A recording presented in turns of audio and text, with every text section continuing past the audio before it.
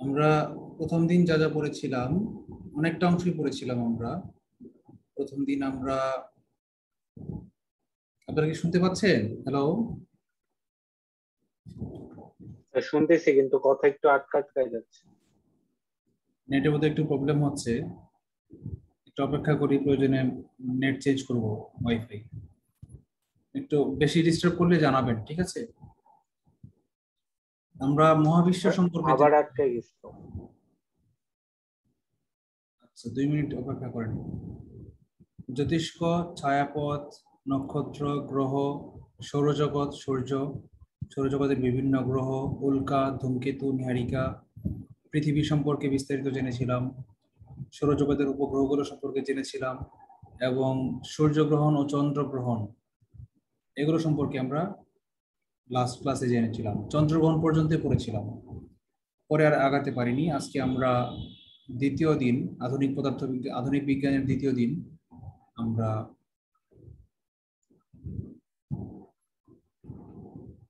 Study করি।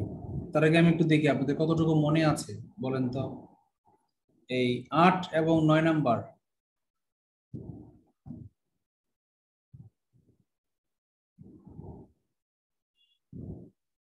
7, 8, 9 এই তিনটা একটু আনসার দিয়ে দেখিয়ে পারেন কিনা। 7 নাম্বার বলেছে, যখন সূর্য ও চন্দ্রের মধ্যে পৃথিবী থাকে তখন কি হয় বলেন তো। সূর্য, চন্দ্র, পৃথিবী, কি হয় বলেন? চন্দ্রগ্রহণ। রাইট, চন্দ্রগ্রহণ। এটা হচ্ছে মাঝখানেরটা পৃথিবী, বামেরটা সূর্য, ডানেরটা চাঁদ। তাহলে সূর্যের ছায়া গিয়ে চাঁদের উপর পড়বে, এই জন্য চাঁদকে দেখা যাবে না। এটাকে বলা হয় চন্দ্রগ্রহণ। Thank you. আচ্ছা, 8 নাম্বার বলেন তো। 8 নাম্বার কি বলেন তো? লুনার এক্লিপস মানে কি? এক্লিপস মানে গ্রহণ। ফুল মুন্ডি। হ্যাঁ, আর লুনার মানে হচ্ছে চাঁদ, সোলার মানে হচ্ছে চন্দ্র। যদিও সান ইংরেজি সূর্য এবং মুন ইংরেজি চন্দ্র, কিন্তু যদি বলা হয় চন্দ্র সংক্রান্ত তখন তাকে বলা হবে লুনার, যদি বলা হয় সূর্য সংক্রান্ত তখন তাকে বলা হবে সোলার।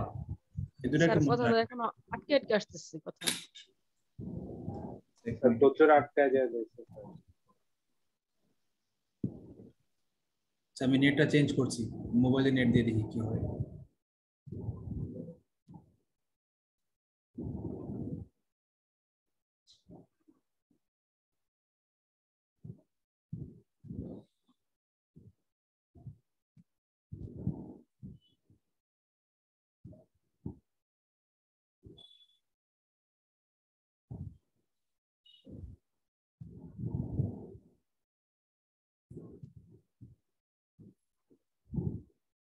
আচ্ছা, এখন কি আগের চেয়ে একটু ভালো শোনা যাচ্ছে?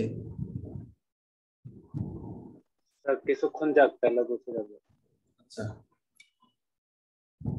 তো লুনার এক্লিপস হচ্ছে চন্দ্রগ্রহণ। আচ্ছা, চন্দ্রগ্রহণের সময় কি ঘটে বলেন তো? অলরেডি 7 নাম্বার থেকে আমরা জেনে গেছি চন্দ্রগ্রহণের সময় কি ঘটে। সূর্য এবং চন্দ্রের মাঝখানে পৃথিবী চলে আসে। তো কোথায় মাঝখানে পৃথিবী? চন্দ্রগ্রহণে। কয় নাম্বারে? ক, খ, গ, ঘ, কোনটা হবে আনসার?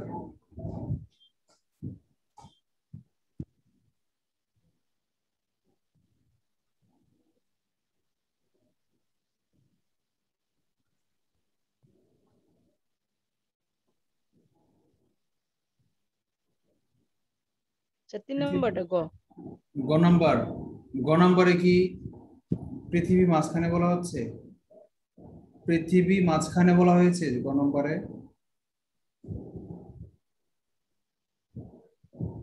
পৃথিবী মাঝখানে কোনটাতে বলা হয়েছে? ভাইয়া খ নাম্বার হবে না উত্তর? আপনি ডানের চিত্রটা দেখেন, 9 নম্বরের ডানে যে চিত্রটা, সেই চিত্রটা দেখেন। ক নাম্বার অ্যান্সার, ক নাম্বার। হ্যাঁ, চিত্রটা দেখেন। নাম্বারটা হবে। চিত্রটাতে কি বলা হয়েছে? সূর্য এবং চন্দ্রের মাঝখানে থাকতে হবে পৃথিবী, তাহলেই হবে চন্দ্রগ্রহণ। ক নাম্বারটা স্যার? তাহলে ক নাম্বার, এই যে পৃথিবী থাকবে কমা কার কার পাশে? চন্দ্র সূর্যের মাঝে থাকবে পৃথিবী। চন্দ্র ও সূর্যের মাঝে থাকবে পৃথিবী, এটা ক নম্বরে বলা হয়েছে? খ এবং গ কেন বলছেন আমি ঠিক বুঝতে পারিনি। আপনারা কি গ্রামাটিক্যালি বুঝতে পারেননি বাক্যটাতে কি বলা হয়েছে? Grammatically strong. হ্যাঁ ভাইয়া এবার বুঝতে পারছি আসলে তখন কোনটা মাঝে এটা আসলে ভাইয়া খেয়াল করছিলাম না, মানে ভাবছি যেভাবে সিরিয়াল মেনটেন করে দিতেছে ভাবছি এভাবেই হয়ে যাবে, এই জন্য বুঝতে পারছি। না না না, বি কেয়ারফুল। জানা জিনিস খেয়াল না করার অভাবে আনসার করতে পারবেন না, এটা কিন্তু ক্যাচ মিস আর কি। ক্যাচ মিস তো ম্যাচ মিস। স্যার ওইখানে যে দেওয়া আছে পৃথিবীর মাঝে, আমি বলছি পৃথিবী মাঝে রটা করা হয়েছিল, জন্য ওটা মানে 3 নাম্বারটা বলে ফেলছিলাম। স্যার এখন বুঝতে পারছি। তাও তো হয় না। যদি রটা নাও থাকতো, আমি দেখাই এখানে যে রটা যদি নাও থাকতো, গ নম্বরে রটা নাও থাকতো, পৃথিবী মাঝে অবস্থান করে, তাহলে তো বাক্য হইলো না। তাহলে কি বলা দরকার ছিল? সূর্য ও চন্দ্রের, এরকম যদি থাকতো সূর্য ও স্যার চন্দ্রের মাঝে পৃথিবী অবস্থান করে, তাইলে আপনি আনসারটা কারেক্ট হইতো। যাই হোক, আমরা আর না পেঁচাই, আমরা আগাই, আজকে নতুন টপিকে চাই।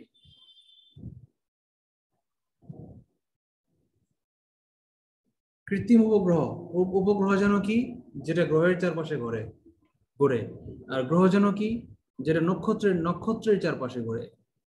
তো পৃথিবী একটা গ্রহ, আর চাঁদ আর একটা উপগ্রহ। কারণ চাঁদ পৃথিবী নামক গ্রহের চারপাশে ঘোরে। কিন্তু এই চাঁদ তো ন্যাচারাল উপগ্রহ, প্রাকৃতিক ভাবে সৃষ্ট। কিন্তু যদি বলা হয় যে কৃত্রিম ভাবে সৃষ্ট স্যাটেলাইট কোনটা?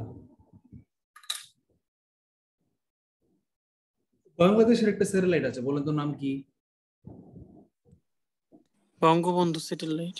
Right, Bangabandhu satellite. Bangabandhu satellite সম্পর্কিত প্রত্যেকটা ডাটা খুব খুব বেশি ইম্পর্টেন্ট, ঠিক আছে? আচ্ছা, বলেছে যে রকেট আবিষ্কৃত হয় ত্রয়োদশ শতাব্দীতে চীনে, কিন্তু ওটা ছিল কঠিন জ্বালানি চালিত রকেট, ওটা নিয়ে আমরা আলোচনা না করি। এগুলো অস্ত্র হিসেবে এবং আতশবাজিতে ব্যবহৃত হতো। রকেট মানে নভোযান না। রকেট মানে হচ্ছে যেগুলা প্রচন্ড বেগে সামনে ধাবিত হতে পারে এবং পিছন দিক দিয়ে গ্যাসীয় জ্বালানি নিক্ষেপ করতে করতে সামনে আগায়, যেমন রকেট লঞ্চার। ওদের না যে সৈন্যরা যুদ্ধ করে রকেট লঞ্চার দিয়ে, ওইটাই হচ্ছে রকেট। এখানে রকেট বলতে এই রকেট বোঝাইছে। ত্রয়োদশ শতাব্দীর রকেট নভোযানে ব্যবহৃত হইতো না, মহাশূন্যে যেতে পারতো না। আচ্ছা, মহাশূন্য যাওয়া শুরু হয়েছে প্রথম কবে? 1957 সালে। আপনারা কি ছোটবেলায় ক্লাস বিজ্ঞান বইয়ের নাম শুনেছেন? Yuri Gagarin.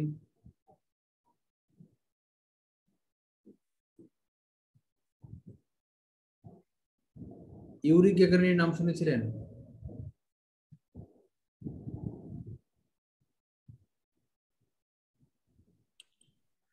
না ভাই শুনলেও মনে নাই, মেবি ইউরো গাড়িটার নাম। একটা সময় ছিল যখন আমেরিকার আগে ইউএস এর চেয়ে রাশিয়া প্রযুক্তিতে এবং মহাকাশ গবেষণায় হ্যালো। যুক্তরাষ্ট্রে এগিয়ে ছিল। হ্যাঁ, রায়হান কিছু বলছো?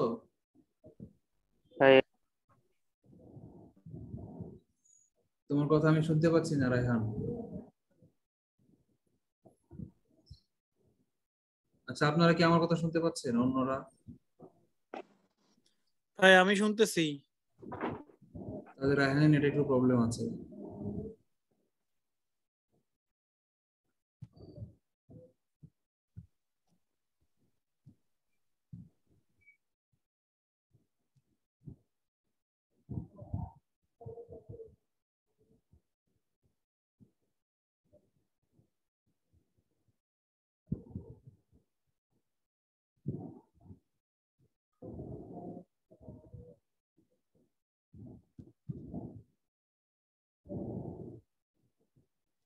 ল্যাপটপটা হ্যাং করেছে, একটু ওয়েট করেন।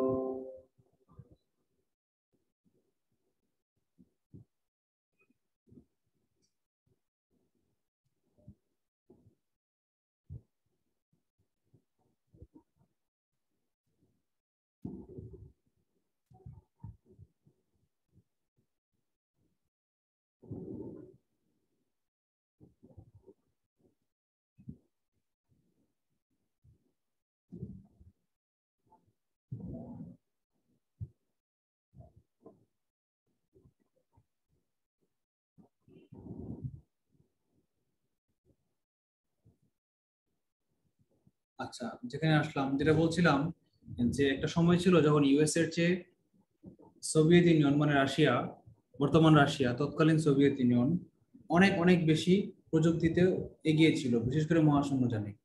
কিন্তু দুর্ভাগ্যজনক হলেও সত্য যে চন্দ্রে প্রথম মানুষ পাঠাতে সক্ষম হয় কিন্তু ইউএসএ। আচ্ছা, স্পুটনিক 1 নামক কৃত্রিম উপগ্রহ হচ্ছে পৃথিবীর প্রথম কৃত্রিম উপগ্রহ। ঠিক আছে, ওকে। আবার বলেছে যে এই স্পুটনিক 2 ছিল কি কুকুর। ঠিক আছে, আচ্ছা, এটা মার্কিন প্রথম উপগ্রহের নাম এক্সপ্লোরার, এটা বেশি ইম্পর্টেন্ট না। কিন্তু ওই যে লাইকা নামের কুকুর ছিল স্পুটনিক 2 এবং প্রথম উপগ্রহের নাম ছিল স্পুটনিক 1, এটা সবচেয়ে বেশি ইম্পর্টেন্ট। আচ্ছা, আর মহাশূন্যে প্রথম মানুষ যান, মানে এই আগের গুলো যেগুলো বললাম উপগ্রহ, এগুলো কিন্তু মানুষ সম্পন্ন না। প্রথম মানুষ হিসেবে যান কি ইউরি গ্যাগারিন, তিনি 8 মিনিটে সমগ্র পৃথিবীকে একবার ঘুরে আবার নিজের জায়গায় ফিরে আসেন। এবং অনুভূতিটা কেমন ছিল আপনারা কেউ কল্পনা করতে পারেন? ধরেন পৃথিবীতে কেউ এরোপ্লেন আবিষ্কার করে নাই, আপনি এরোপ্লেন আবিষ্কার করে এরোপ্লেন দিয়ে এক জায়গা থেকে উড়ে গেলেন, একটা রানওয়ে থেকে উড়ে গেলেন, উড়ে আবার ঘুরে ঘুরে এসে আবার ওই রানওয়েতে ল্যান্ড করলেন, আপনি জীবনের প্রথম। আপনার কাছে কেমন লাগবে বলেন তো? ভাই এটা কি 8 মিনিটে বললেন? 8 মিনিটে, হ্যাঁ। এটা কি সম্ভব? 8 মিনিটে পুরো পৃথিবী কেমনে ঘুরলো ভাই? রকেট দিয়ে 8 মিনিটে কি হাইটে হেঁটে গেছে বা বাস দিয়ে গেছে?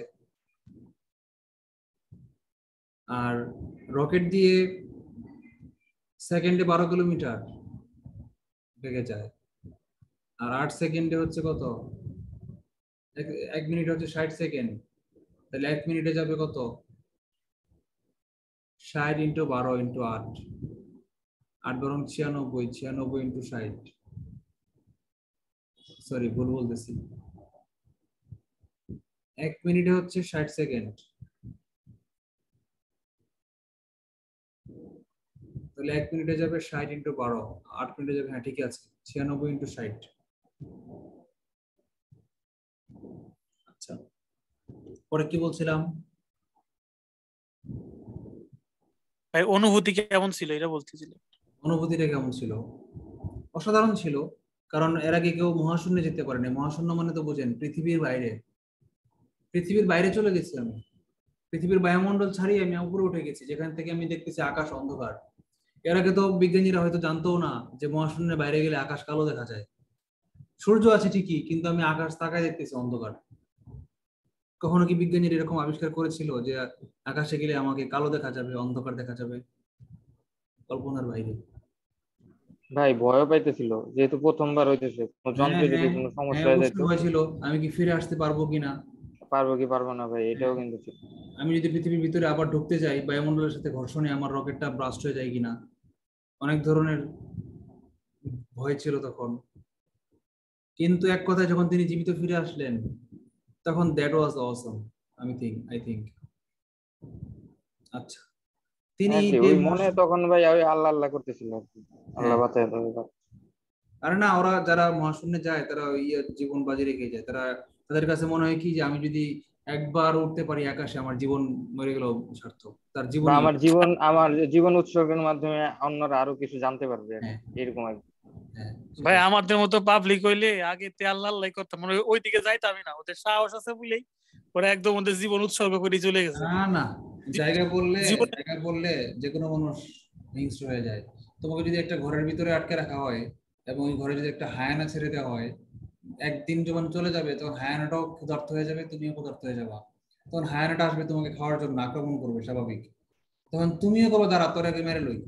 যা পাইবা, স্কেল পাইছো, স্কেল দিয়ে তার কলম পাইছো, কলম দিয়ে তার গলার ভিতরে ঢুকায় তার মারার চেষ্টা করবা। মায়ের পরে তুমি হায়ানা খেয়ে বেঁচে থাকতে যাবা। মানুষ যখন সিচুয়েশনে পড়ে তখন মানুষ চেঞ্জ হয়ে যায়, আগে মানুষ, সব মানুষ চেঞ্জ হয়ে যায়। হ্যাঁ ভাই, ওই লাইফ অফ পাইয়ের মতো। Life of pi, right. Life of পাই না, লাইফ অফ পই। সুন্দর ছিল কিন্তু। ছবিটা দেখছো তোমরা? সুলাইমান শকুনের ছবি, এই নৌকার উপরে। হ্যাঁ ভাই দেখছি, সেই হয়েছে ভাই আস্তে এটা। আস্তে মরে গেছে। এটা দেখে আমি মানে লাইফে শ্রেষ্ঠ বিনোদন পাইছি। ওরে আমার সত্যি সত্যি পই মনে হয়, এটা মানুষ মনে হয় না। সুলাইমান শকুনটা আমার মানুষই মনে হয় না, ওটা পই আচ্ছা মনে ভাই, হয়। মানে মানুষ এতটা ইন্টেলিজেন্ট হয় কি ভাই? মানে বাংলাদেশের মানুষ মিমি বানানোর জন্য মানে দেখছেন ভাই, এই পায়ের সাথে পই মিলাই ফেললো, মানে কতটা ভাবলে, কতটা ভাবে ভাই। ট্যালেন্ট ভাই, আল্ট্রা। ডায়লগটা যেন কি ছিল, সে যেন কি বলছিল সুলাইমান শকুন পই নিয়া? পই পই করে হিসাব করে এরকম কিছু।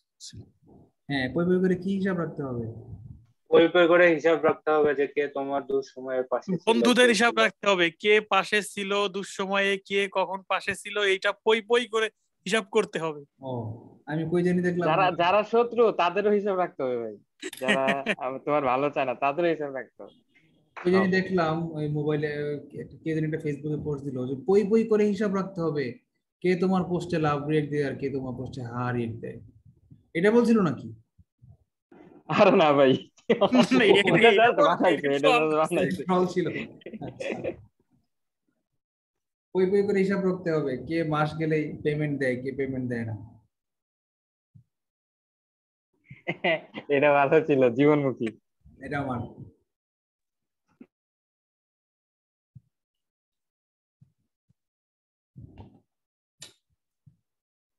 আচ্ছা,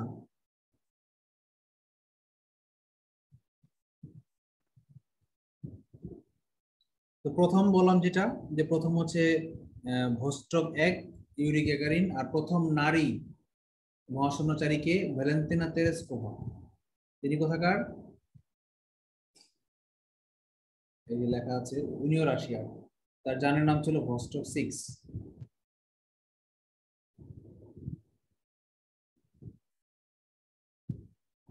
1963 সালে সোভিয়েতের নারী রকেট চালাইছে, আর বাংলাদেশে 1963 সালে, 63 সালে কেন, এখনো আপনি উত্তরবঙ্গে যান, এখনো আপনি গ্রাম পাবেন, ধুধু গ্রাম, যেখানে কারেন্ট যায় নাই, চরের মধ্যে থাকে মানুষজন, তারা এখনো, মহিলারা, বাংলাদেশের নারীরা কিছু আছে যারা এখনো ঝোপের আড়ালে টয়লেট করে, তারা ঝুলন্ত ঝুলন্ত পায়খানা তাদের নাই।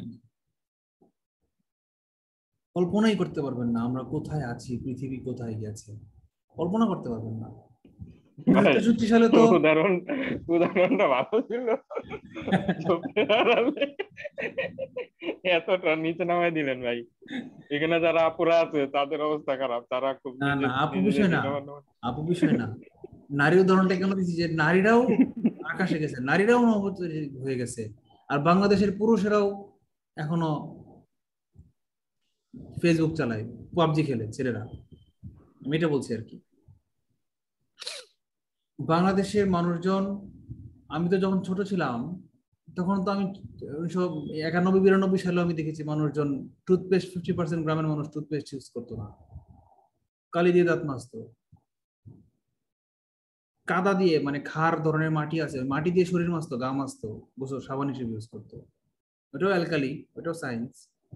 সাবানও অ্যালকালি, ক্ষার জাতীয় পদার্থ, আর ওই ক্ষার মাটিও কিন্তু অ্যালকালি। তো টুথপেস্ট, ব্রাশ ইউজ করতো না মানুষজন, কয়লা দিয়ে দাঁত মাজতো, মাটির কয়লা নিয়ে চাবাইতে চাবাইতে চলে আসতো। ছোটবেলায় আমিও দাদা বাড়ি গেলে ব্রাশ পেস্ট না নিলে কয়লা দিয়ে দাঁত মাজতাম এবং খাইতাম, কয়লা আমার খুব মজা লাগতো। তো এত রেখে কয়লা মজা রাখতো। হ্যাঁ, কয়লার টেস্ট কিন্তু অনেক মজা। কাঠের কয়লা আছে না, কাঠ কয়লা, এবং জীবাণুমুক্ত, পিওর, কারণ একটু আগে এটা পোড়া হয়েছে, আগুনে পুড়ছে, এটা একদম পিওর। মানে ভাই ভাত দিয়া খাইছেন নাকি শুধু শুধু? না, দাঁত ইয়ে করার সময়, দাঁত মাজার সময়, ছোটবেলা বললাম না, বয়স আমার 3-4 ও বছর, আচ্ছা। দাঁত মাজতে গেলে কয়লাতে দাঁত মাজতাম গ্রামে গেলে, পরে একটু একটু করে এরকম এরকম করলে একদম গুঁড়া গুঁড়া পাউডার পাউডার মিশে যেত, পরে মাঝে মাঝে একটু একটু আমি খেয়ে ফেলতাম লোকে, আম্মুকে, আম্মু দেখে না ভাবে আর কি। তো এটা অন্যরকম একটা টেস্ট ছিল কয়লার। ছোটবেলার অনেক কিছুই অ্যাবনর্মাল, মানুষ বলবে যেগুলো হাস্যকর, কিন্তু আমার কাছে ভালো লাগতো। যেমন ধান সিদ্ধর যে গন্ধটা, ওরে আল্লাহ, কি যে অসাধারণ। ভাই আমারও ভালো লাগে ভাই, খুব ভালো লাগে। আর এটা অনেক ভালো। ধান সিদ্ধর ঘ্রাণ, তারপরে যে কেরোসিন তেল আছে না, কেরোসিন তেলের ঘ্রাণ, এইগুলা কিন্তু খুব ভালো লাগে মানে আমার কাছে। হ্যাঁ, ধান সেদ্ধর গন্ধ যত মোটরসাইকেল চুলে সুন্দর। দেওয়ার পরে যে পেট্রোলের ঘ্রাণটা বেরোইতো, এটাও ওইটাও ভালো একদম লাগে। সেই। রাইট। এখন তো পেট্রোলের ঘ্রাণ পাওয়া যায় না। না, আর টেম্পো যে চলতো, টেম্পো যে এরকম শব্দ হইতো, এটাও খুব ভালো লাগতো। এখন তো টেম্পো দেখা যায় না। এটা বিরক্ত করছিল ভাই, একদম মাথা ধরাই দিত শব্দ। আর এই টেম্পোর ইয়েটা কিন্তু চোখ জ্বলতো, মারাত্মক জ্বলতো। টেম্পোটা কিন্তু খুব ভয়ঙ্কর পরিবেশ দূষণকারী ছিল। রাহেন ভাই, আপনি শহরে থেকে এগুলো মিস করছেন ভাই। এখন তো টেম্পো দেখা যায় না, এখন তো সব সিএনজি হয়ে গেছে। আর যেগুলোও আছে, যেগুলো মাহেন্দ্র, ওগুলো পাওয়ারফুল ডিজেল ইঞ্জিন। তো এখন আর টেম্পো দেখাই যায় না। টেম্পোতে কি ইঞ্জিন ছিল আমি নিজেও জানি না, পেট্রোল ইঞ্জিন না ডিজেল ইঞ্জিন, নাকি কেরোসিন দিয়ে চালাইতো আল্লাহ জানে। ভাই ওই যে তারপরে তো ওই যে এই কি বলে আগেকার দিনের যে হোন্ডা গুলা ছিল, ওই যে বটবট বটবট বটবট এগুলো তো করতো, এখনো ওগুলা আছে, হতো ভাই। সিটিআই বাইক তো এখনো আছে। হ্যাঁ হ্যাঁ, ওগুলা ভাই। না, এগুলো এখনো আছে। ওগুলা থেকেও তো ভাই প্রচুর ধোঁয়া বাইর হয়, মানে আবার যায় কম, ধোঁয়া বাইর হয় বেশি। দামে কম মানে ভালো, কাকলি হোন্ডা। আচ্ছা, আর একটা জিনিস ভালো লাগতো ছোটবেলায়, সেটা হচ্ছে ওই তুষের পচা গন্ধ, এটা ভালো লাগতো। তুষ যখন ফেলে রাখতো কয়েকদিন পচা হয়ে যেত, ওই গন্ধটাও খারাপ লাগতো না, আমার কাছে ভালো লাগতো। ভাই আপনি দেখি পাট ভাই ভিজা রাখলে যে গন্ধ বের হয়, ওটা গন্ধ কেমন লাগে? এক্সপ্লোরার ছিলেন ভাই। কি ইয়া কি? আপনি দেখি ভাই গন্ধ এক্সপ্লোরার ছিলেন, এত গন্ধ ভাই, কিভাবে কিভাবে খুঁজে খুঁজে বাইর করতেন, এগুলো তো জীবনেও শুনি নাই। মানুষের দেহের সবচেয়ে বড় সেন্সেশন কি জানেন? স্মেল। আপনি কিন্তু, মানুষের চোখ কিন্তু সেন্সেশন পায় না। আপনি খুব সুন্দর একটা দৃশ্য দেখলেন, খুব সুন্দর ফুল দেখলেন, কিংবা আপনি খুব সুন্দর নারী দেখলেন, আপনার খুব বেশি সেন্সেশন হবে না। কিন্তু খুব সুন্দর একটা গোলাপের স্মেল নিলেন, আপনার ব্রেন বিমোহিত হয়ে যাবে, আপনি অজ্ঞান হয়ে যেতে পারেন। কড়া গন্ধে মানুষ অজ্ঞান হয়ে যায়। আমি একবার অজ্ঞান হয়ে যেতে নিয়েছিলাম। আমি যখন প্রথম বরিশাল যাই, বরিশাল থেকে মাদারীপুর ব্যাক করছিলাম একটা লেগুনায় করে। লেগুনা বুঝেন তো, রাত হয়ে গেছিল 12টার মতো, বাস পাই নাই, আসতেই হবে। কি এক কারণে দিনে দেরি হয়ে গেছিল, হরতাল ছিল না কি ছিল মনে নাই, 2017 সালে ঘটনা। তো রাস্তা বেশি দূর না, 60-70 কিলোমিটার বা 90-80 কিলো, 80 হবে না, 70-এর মতো হবে। তো প্রথম তখন নতুন নতুন চাকরি আমার, মানে ছাতিম গাছ শুনেছেন? ছাতিম গাছ, ছাতিম গাছ কিন্তু সন্ধ্যাবেলায় প্রচুর কড়া গন্ধ ছড়ায়। এবং আম্মা বলতো যে ছাইতান গাছ বলে, এটাকে ছাইতান গাছ। রাস্তার দুই পাশে সারি সারি ছাতিম গাছ, একদম দেখি যে ছাতিম গাছ, উপরে তাকায় দেখি ভূতের মতো একটার উপর আর একটা ছাতিম গাছ এরকম চাপ দিয়ে রাখছে। আকাশ দেখা যায় না ছাতিম গাছের জন্য, মাঝে মাঝে একটু ফাঁকা ফাঁকা আকাশ দেখা যায়, চাঁদ দেখা যায় একটু ফাঁকা ফাঁকা। আর পুরো রাস্তা ছাতিম গাছে কি এত ঘন, রাস্তায় ছাতিম ফুল পড়ে আছে। আর গন্ধে দেখি মাথা ঘোরাচ্ছে আমার, প্রায় 1 ঘন্টা 1.5 ঘন্টা আমি এই লেগুনার মধ্যে যখন দেখি, মানে ছাতিম প্রথম প্রথম খুব ভালো লাগছে, ফুলের গন্ধে বিমোহিত হয়ে যাচ্ছি, চাঁদনি রাত, ফুলের গন্ধ, লেগুনায় যাচ্ছি, যাত্রী নাই, 2জন যাত্রী। কিন্তু 1 ঘন্টা 1/2 ঘন্টা যাওয়ার পর দেখি যে মাথা ঘোরাচ্ছে, এত পরিমাণ কড়া গন্ধ সহ্য করতে পারতেছিলাম না, এমন অবস্থা আছে।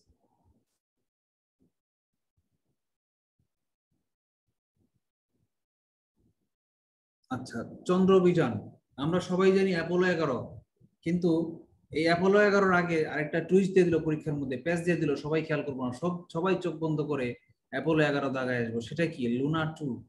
লুনা মানে কি আসছে বলেন তো? লুনার, ওই সোলার আর লুনার, ওই এটা। লুনার 2 হচ্ছে কি, চন্দ্রপৃষ্ঠকে স্পর্শকারী প্রথম মহাশূন্য যান। আর মনুষ্যবাহী যান, যেটা মানুষ ছিল সেখানে, সেটা হচ্ছিল কি অ্যাপোলো 11। কত সালের সালটা? এই সালটা ইম্পর্টেন্ট, সব সাল আমরা শিখবো না, কিন্তু এই সালটা ইম্পর্টেন্ট, 1969 সাল। আচ্ছা, আর যেই জায়গাটায় অ্যাপোলো 11 অবতরণ করে তাকে বলা হয় কি?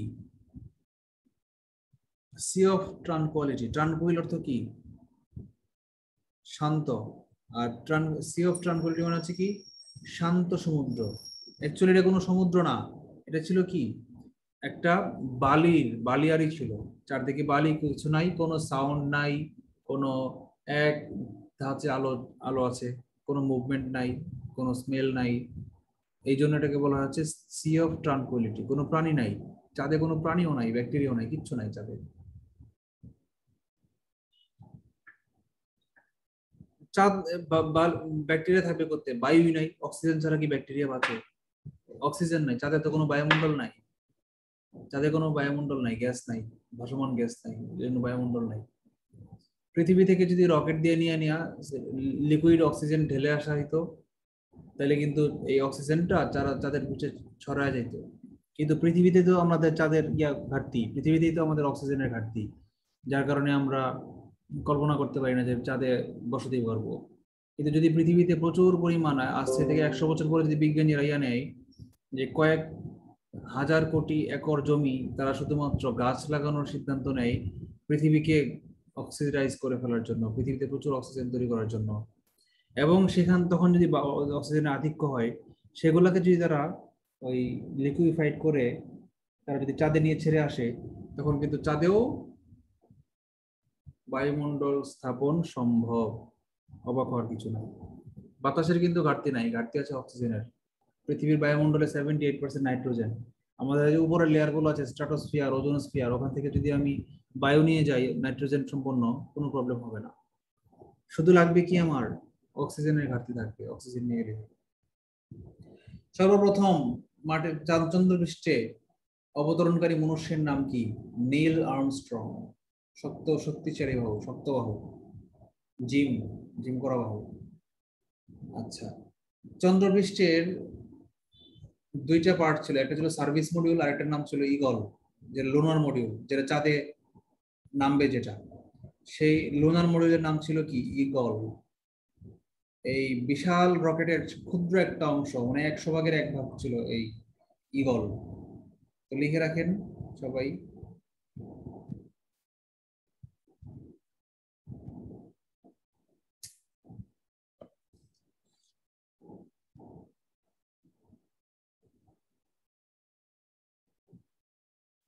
চন্দ্রপৃষ্ঠের লুনার মডিউলের নাম ইগল।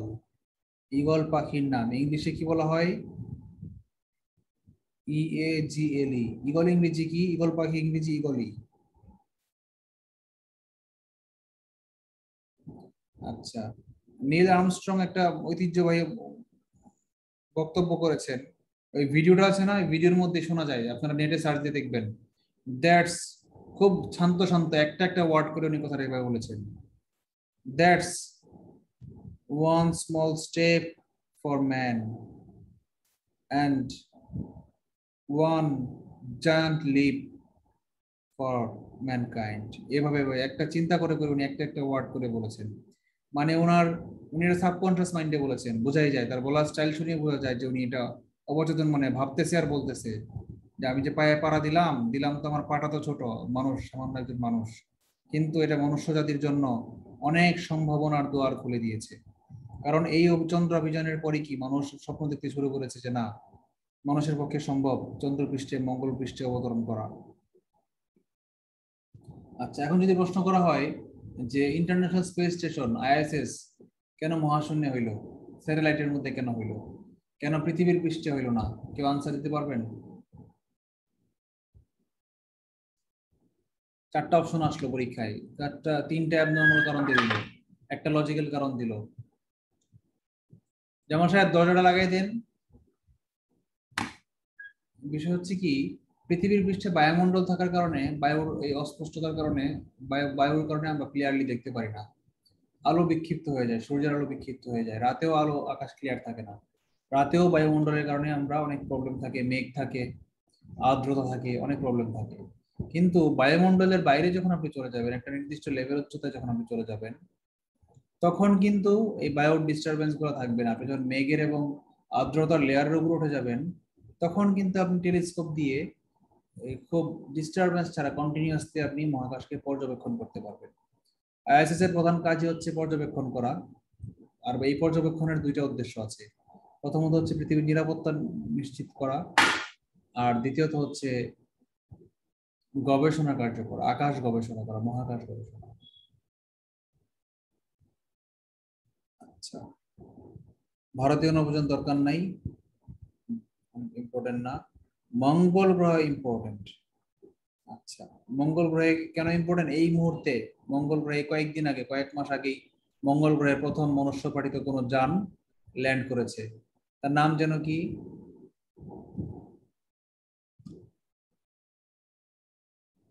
মঙ্গল গ্রহে ল্যান্ড করা প্রথম যানটার নাম যেন কি?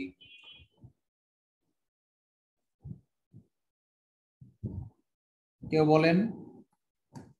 এটা পরীক্ষা আসবে আমার, কেন যেন মনে হচ্ছে 43 এটা আসবে। ভাই এর আগে আপনি বলছিলেন ভাই ওই যে বাজেট, তারপর অর্থনৈতিক সমীক্ষা, হ্যাঁ, এইখান থেকে ভাই আসবেই। একদম পয়রা ভাই একদম খায় ফেলছি, একটা কিছু আসে না, মেজাজটা তো গরম হয়ে গেছিল কোথা থেকে? ভাই। বুঝছে ভাই, 41-এ? অর্থনৈতিক সমীক্ষা। 41-এ? হ্যাঁ ভাই, হ্যাঁ, অর্থনৈতিক এটা আমি সমীক্ষা, দেখেছি। বাজেট। 40-এ দেখো দুইটা চলে আসছে অর্থনৈতিক সমীক্ষা থেকে। হ্যাঁ ভাই, 40-এ আসছে, এক কিন্তু পৃষ্ঠা ভাই থেকে, মানে মানে বুঝতে কারেন্ট পারছি না। অ্যাফেয়ার্স এর এক পৃষ্ঠা থেকে দুইটা প্রশ্ন চলে আসছে বাজেট থেকে। আচ্ছা, আবার দেখো এই 40-এ দেখো, 40-এ না 41-এ যেন মুক্তিযুদ্ধ থেকে একটা কোশ্চেন আসে নাই, অথচ মুক্তিযুদ্ধ থেকে সিলেবাস আছে 6 নাম্বার। হ্যাঁ ভাই, উল্টা পাল্টা কাহিনী ভাই, দুধ মানে কোনো স্পেসিফিক ছিল না, যেমন যে মর্জি সেটি তারা করে। তাহলে কি বুঝলে বলো? এর জন্য ভাই সেফ সেফ সাবজেক্ট হলো গিয়ে ভাই আইসিটি, ম্যাথ, হ্যাঁ, ইংলিশ, আইসিটি, এগুলো ম্যাথ, হলো সেফ বিজ্ঞান সেফ এগুলো। জোন। বাংলা বাংলা এগুলো সেফ জোন। আচ্ছা, এই মুহূর্তে এই যে মাছটা আছে এটার নামটা কি আমার তো মনে পড়ছে না। ভাই তাসলিম আপু বলতে পারবে। Perseverance, perseverance. তাসলিমা বলতে পারবে না? তাসলিম আপু পার্সিভিয়ারেন্স, অ্যান্সারটা দিয়ে দেন। পার্সিভিয়ারেন্স আমি অর্থ কি? তবে একটা আসলে কি হবে জানি না। আচ্ছা, রোবর মানে কি বলতো? যারা, আর ও ভি আর, রোবর মানে কি? যারা ওই যে এই রোবোটিক যান, যারা ওখান থেকে হেল্প করে, মানুষকে হেল্প করে যারা, তাদেরকে রোবর বলা হয়। আর বর্তমানে যে রোবটটা ল্যান্ড করেছে তার নাম কি জানো? পার্সিভিয়ারেন্স। ভাই বানানটা লেখেন তো পাশে।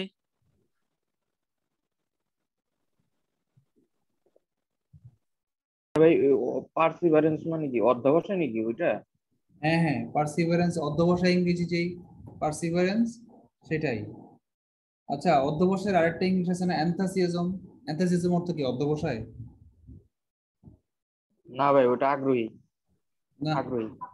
হ্যাঁ ভাই, এনথুজিয়াজম, এনথুজিয়াস্টিক মানে আগ্রহী, আর এনথুজিয়াজম মানে মানে আগ্রহী।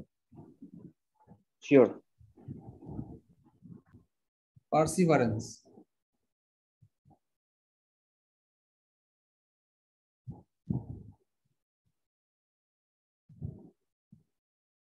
Conceive, perceive.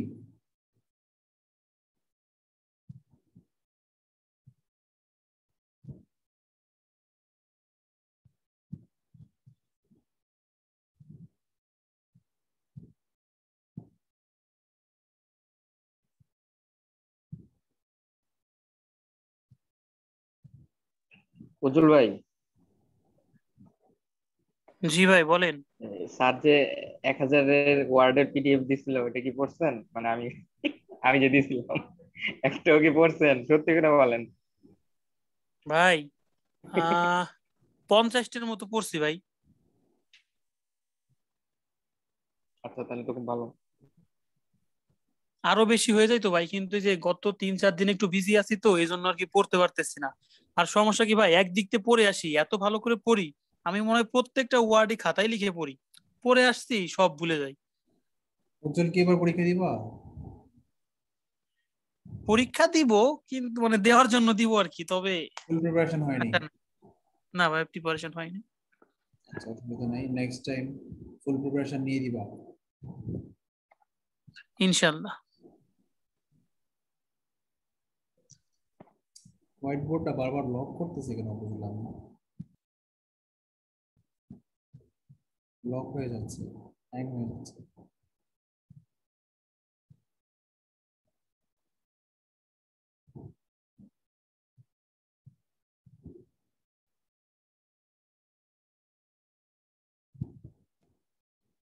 আচ্ছা, কৃত্রিম উপগ্রহ। মহাশূন্যে পাঠানো প্রথম কমিউনিকেশন স্যাটেলাইটের নাম হচ্ছে কি? স্কোর।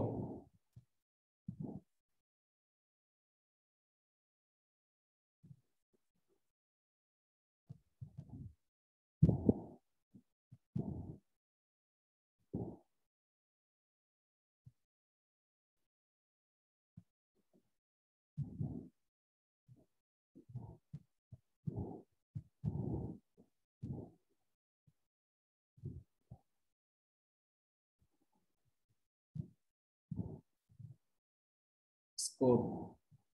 আচ্ছা, এই বাকিগুলো মনে রাখার দরকার নেই, ইন্টেল সেট দরকার নাই।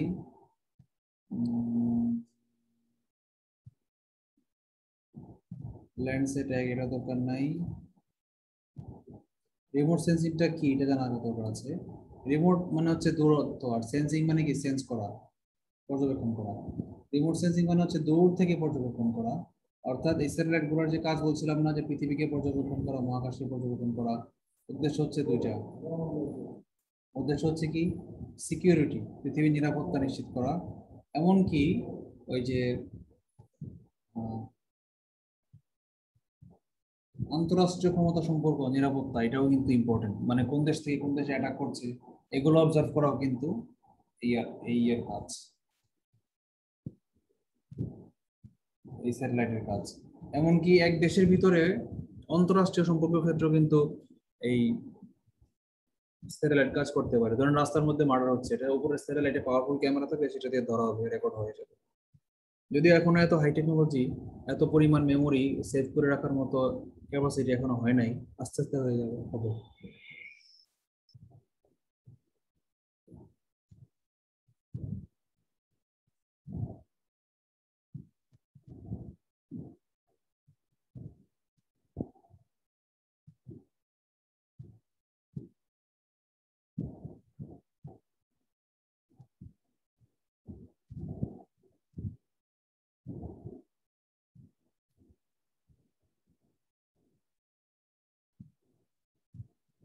আচ্ছা, মাঝখানে এগুলো ইম্পর্টেন্ট নাই, মহাসূচি এগুলো ইম্পর্টেন্ট কিছু না, এগুলো বাদ, এগুলো বাদ।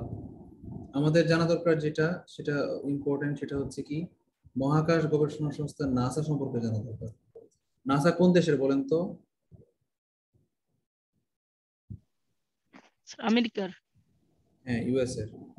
এবং নাসার সদর দপ্তর মানে অফিসটা হচ্ছে কোথায়? ওয়াশিংটন ডিসি, যুক্তরাষ্ট্রের রাজধানী ওয়াশিংটন ডিসি। আর এই ফ্লোরিডার একটা প্রদেশ, সেটার কেপ ক্যানাভারাল নামে একটা শহর আছে।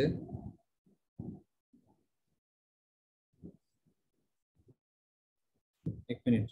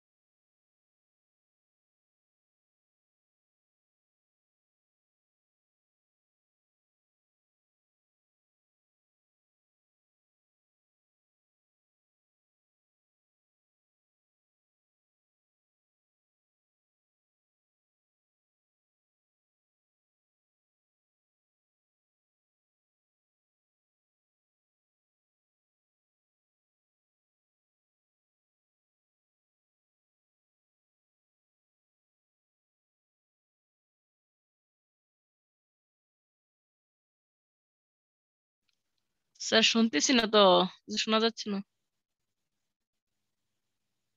স্যার মিউট করে রাখতে চাই। আরে আল্লাহ রে, মেসেজ দেন কেউ ভাই। না আমি মিউট ছিলাম, বললাম যে 1 মিনিট সময় নিলাম আপনাদের কাছ থেকে। পড়া অবশ্য শেষ, আমাদের চ্যাপ্টার এখানেই শেষ। আর একটু বাড়তি কিছু শীট আমি আপনাদের জন্য জোড়া দিয়েছি, এটা এই বইয়ের না, অন্য বইয়ের। আচ্ছা,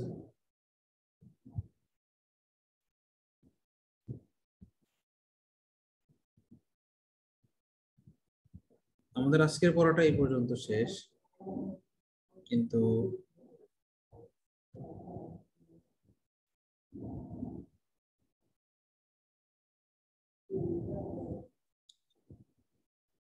বাড়তি কিছু তথ্য এই আধুনিক বিজ্ঞান যেহেতু আমরা পড়ছি, সেটা আমাদের এখান থেকে জানা দরকার। এই জন্য আমি এটা কালেক্ট করেছি। পিসিটা আবার হ্যাং করেছি, একটু ওয়েট করেন।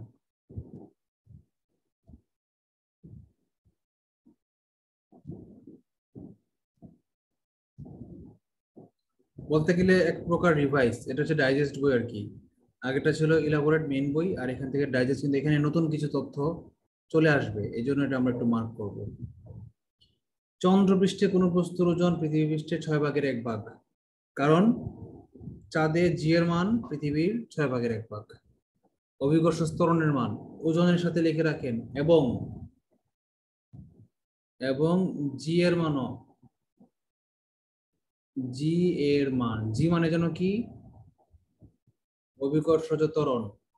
ত্বরণের একক যেন কি, প্রথম সায়েন্স ক্লাসে বলেছিলাম, মনে আছে? মিটার পার সেকেন্ড স্কয়ার, মনে আছে? হ্যাঁ ভাই। হ্যাঁ, ওকে। ভাই এই ইয়াটা ভালো ছিল ভাই, এরকম প্রত্যেকটা অধ্যায় পরে এরকম অ্যানালাইসিস হলে ভালো হয়। ওকে, রাখবো।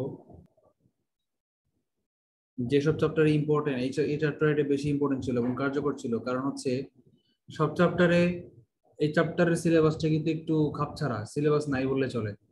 কিন্তু আমাদের ওই যে চ্যাপ্টারটা, সেটা কিন্তু ছিল, অন্যান্য যে চ্যাপ্টারগুলো এগুলো কিন্তু একদম লিমিটেড, ডাইজেস্ট হ্যাঁ আপনি ভাই, মানে যেগুলা ভাই মানে একটু ইলাবোরেট জানা উচিত হ্যাঁ, সেগুলো আর কি।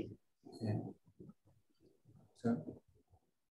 ম্যাক্সিমামই রিপিট, যেমন যে গ্রহের তাপমাত্রা তুলনামূলকভাবে বেশি, শুক্র। মনে আছে বলেছিলাম যে পৃথিবীর কাছে, সবচেয়ে কাছে বুধ হওয়ার পরেও শুক্রের তাপমাত্রা বেশি। আচ্ছা, বস্তুর ওজন সবচেয়ে বেশি, এটাও রিপিট করেছিলাম, ওই যে পৃথিবী এঁকেছিলাম এরকম, মনে আছে চ্যাপ্টার? পরে এখানে দেখেছিলাম এই দূরত্ব কম, এই দূরত্ব বেশি, এগুলো সবই রিপিট। বিগ ব্যাং রিপিট, যেগুলো টিক চিহ্ন দিচ্ছি এগুলো মনে বুঝবেন repeat. Yuri Gagarin repeat, Hess repeat. ছায়াবৃত্ত, এটা রিপিট না, এটা নতুন। ছায়াবৃত্তটা আলোচনা করতে হবে, হোয়াট ইজ ছায়াবৃত্ত। ছায়াবৃত্তটা কি?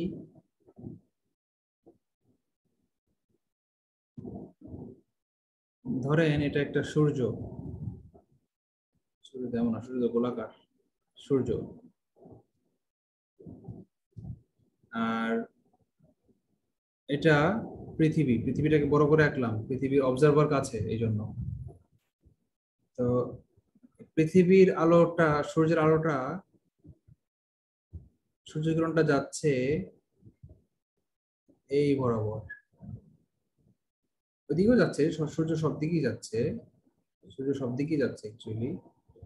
তার এই কারণে এই যে এই অঞ্চলগুলা কি আলোকিত, এই অঞ্চলগুলো আলোকিত, মানে এই পর্যন্ত আলোকিত, এই লাল দাগ দেওয়াগুলো আলোকিত, আর কালো দাগ দেওয়াগুলো অন্ধকার। এই অন্ধকার যে রিংটা, অন্ধকার যে অংশটা আর আলোকিত অংশের মাঝখানে যে হলুদ যে দাগ দিলাম, এইটা, এটা হচ্ছে কি একটা বৃত্তাকার, কারণ পৃথিবীর পৃষ্ঠটা কিন্তু লম্বাটে না, বৃত্তাকার। আমি ফ্রন্ট ভিউ থেকে দেখছি, এই জন্য এটাকে স্ট্রেট লাইন মনে হচ্ছে। পৃথিবীটাকে একটু ঘুরাই দেই, এরকম আঁকি, তাহলে এটাকে বৃত্তাকার মনে হবে। ডান পাশেটা হচ্ছে কালো অন্ধকার অঞ্চল, আর বাম পাশেটা হচ্ছে লাল আলো অঞ্চল। এই আলোকিত অঞ্চল আর ইয়ে অঞ্চলের মাঝখানে যে সংযোগ রেখাটা, এই সংযোগ রেখাটাকেই বলা হয় ছায়াবৃত্ত। বুঝতে পেরেছেন ছায়াবৃত্তটা? ছায়াবৃত্তের কোণ কত ডিগ্রি, যদি বলা হয় ছায়াবৃত্তের কোণ কত ডিগ্রি, নিঃসন্দেহে 360 ডিগ্রি, কারণ একটা বৃত্ত বা একটা গোলক 360 ডিগ্রি কোণ উৎপন্ন করে কেন্দ্রে। আচ্ছা, বিগ ব্যাং তত্ত্বের প্রবক্তা ছিলেন লেমেটার, কিন্তু ব্যাখ্যা করেছেন স্টিফেন হকিংস। হ্যালির ধূম কিন্তু 76 বছর, রিপিটেশন। পৃথিবীর প্রথম বাণিজ্যিক কৃত্রিম উপগ্রহ, খুব ইম্পর্টেন্ট এটা, আলিবার্ড হল। আচ্ছা, এটা কি ছিল না আমাদের স্টাডিতে, প্রথম বাণিজ্যিক যোগাযোগ কৃত্রিম উপগ্রহ? ওই ভাই দেখলাম না তো, দেখলে তো ভাই পড়তেন। হুম।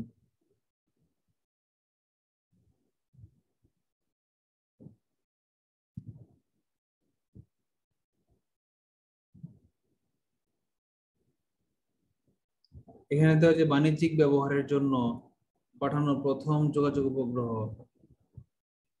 ইন্টেলসেট 1।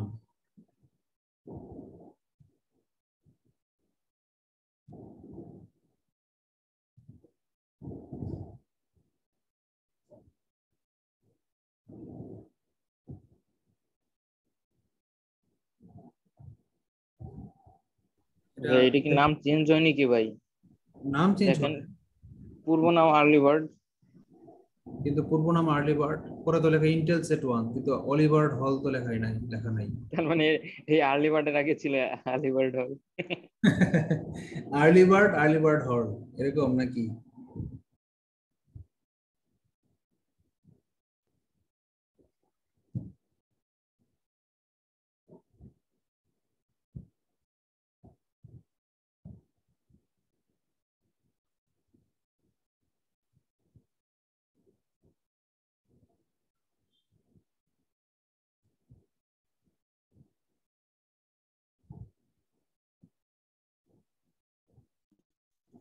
বাবা এরকম থাকতে পারে ভাই, অপশন হয়তো ইন্টেল সেট 1 ছিল না, এটা হয়তো দ্বিতীয় বা প্রথম এরকম টাইপের একটা ছিল, এরকম হয়তো। হইতে পারে।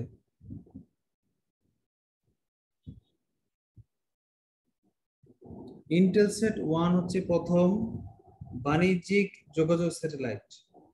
এটা কিন্তু সত্য, এটা আমি এতেও উইকিপিডিয়াতেও দেখেছি, গুগলে দেখেছি। কিন্তু এরা আলিবার্ড হল কথাটা কোত্থেকে লিখেছে আমি এক্স্যাক্টলি বুঝতে পারছি না। ইন্টেল সেট 1টা কিন্তু সঠিক। ভাই আমি আমার কাছে ভাই ওই যে ইয়ে আছে, কোশ্চেন আছে, আমি দেখতেছি ভাই 29 বিসিএস আসছে না, দেখো তো কোশ্চেনে কি কি দেখি। অপশন আছে কিনা ইন্টেল সেট 1। হ্যাঁ ভাই এটা একটু দেখতেছি।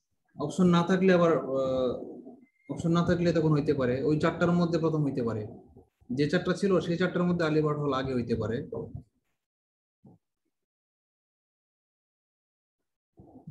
আবার বাণিজ্যিক যোগাযোগ কৃত্রিম উপগ্রহের টাইপ আছে, ভূস্থির উপগ্রহ হইতে পারে, আবার স্থির নাও হইতে পারে, সেটাও ডিপেন্ড করে। যেমন রিসেন্টলি যে সাউথ আফ্রিকার যে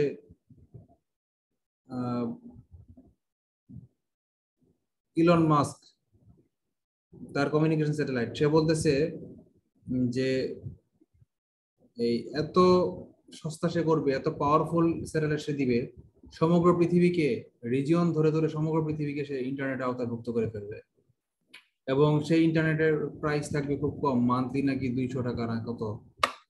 ভিডিও হবে রিয়েল টাইম ভিডিও কল। আমরা যেমন ভিডিও কল দিলে একটু পরে শুনি, একটু পরে দেখি, অডিও কল ডাইরেক্ট শুনি। সে বলতেছে ভিডিও কল হবে direct real time video call, কোনো চার্জ লাগবে না ইন্টারনেটের মাধ্যমে, এই কথা বলতেছে সে। এবং সে এটা যদি বাস্তব হয় তাহলে নাকি পৃথিবীর সব ইন্টারনেট মাইর খেয়ে যাবে, এরকম শুনতেছি আমরা।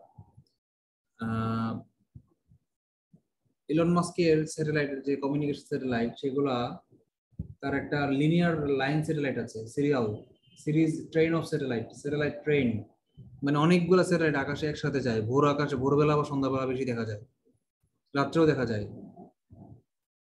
এরকম স্যাটেলাইট গুলো হচ্ছে এরকম, আকাশের মধ্যে অনেকগুলা স্যাটেলাইট, লম্বা লাইন, তারার মতো অনেকগুলা তারা একসাথে যাচ্ছে। আপনি দেখলে কি ভয় পেয়ে যাবেন না? ভাববেন না যে এলিয়েন আসতেছে? হ্যাঁ ভাই ওরকমই তো লাগবে। অনেকগুলা তারা যদি স্মুথলি সেম স্পিডে একটা না যেতে থাকে, আপনি কি দেখে তো ভয় পেয়ে যাবেন, কি রে ভাই আকাশের মধ্যে এগুলো কি যায়, এলিয়েন আসতেছে নাকি? না, এগুলো হচ্ছে ইলন মাস্কের, south African ICT businessman Elon মাস্কের স্যাটেলাইট। সূর্যপৃষ্ঠ রিপিট।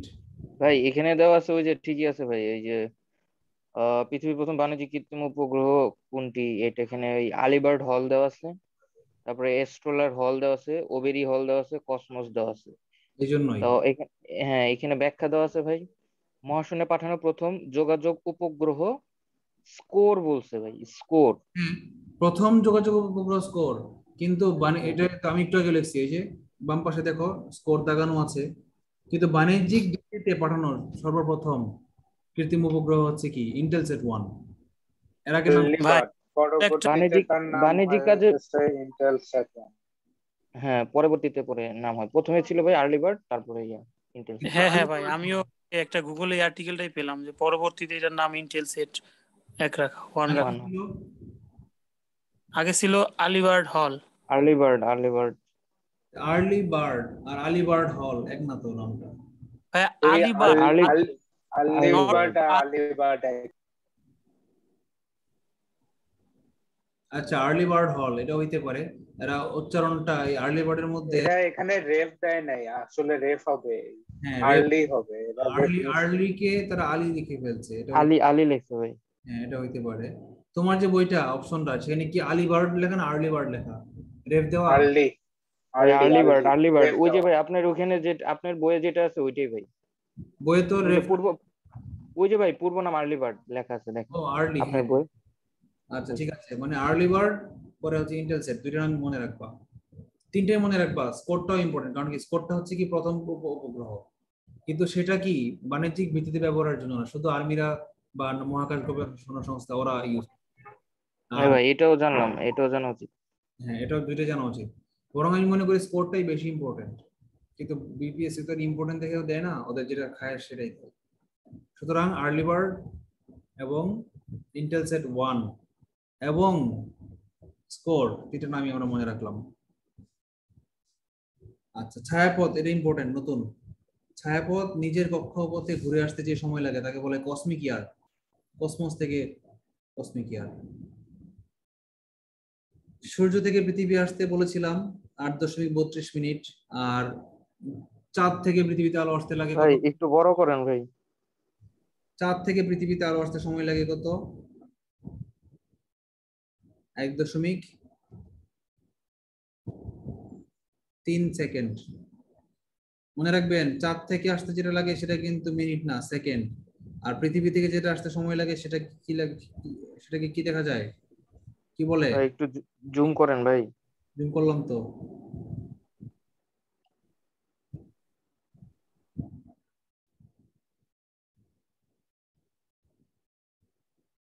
ভাই একটু আস্তে ধীরে আসছেন। আচ্ছা, আকাশের উজ্জ্বলতম নক্ষত্রকে? লুব্ধক, এটা রিপিটেশন।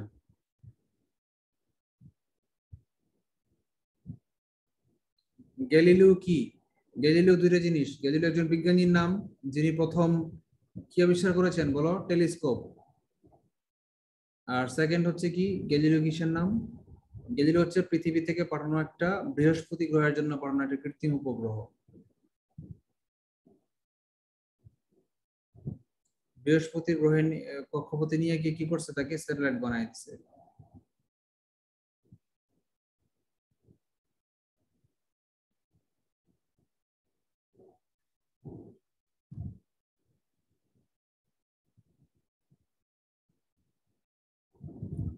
আচ্ছা, বাংলাদেশের ভূ উপগ্রহের কেন্দ্র 4টি, এটা খুব ইম্পর্টেন্ট। আর বঙ্গবন্ধু 1-এর কয়টা? বঙ্গবন্ধু 1 এর এর কেন্দ্র, ভূকেন্দ্র কয়টা? এই দুইটা তো মনে হয়, দুইটা। দুইটা। বঙ্গবন্ধু 1-এর দুইটার নাম কি?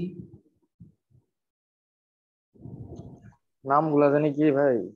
একটা হচ্ছে গাজীপুরের কালিয়াকৈর, একটা বেদবুনিয়া না ওইটা কি? হ্যাঁ কালিয়াকৈর, ও ইকার। আরেকটা হচ্ছে কি রাঙ্গামাটির বেত বুনিয়া।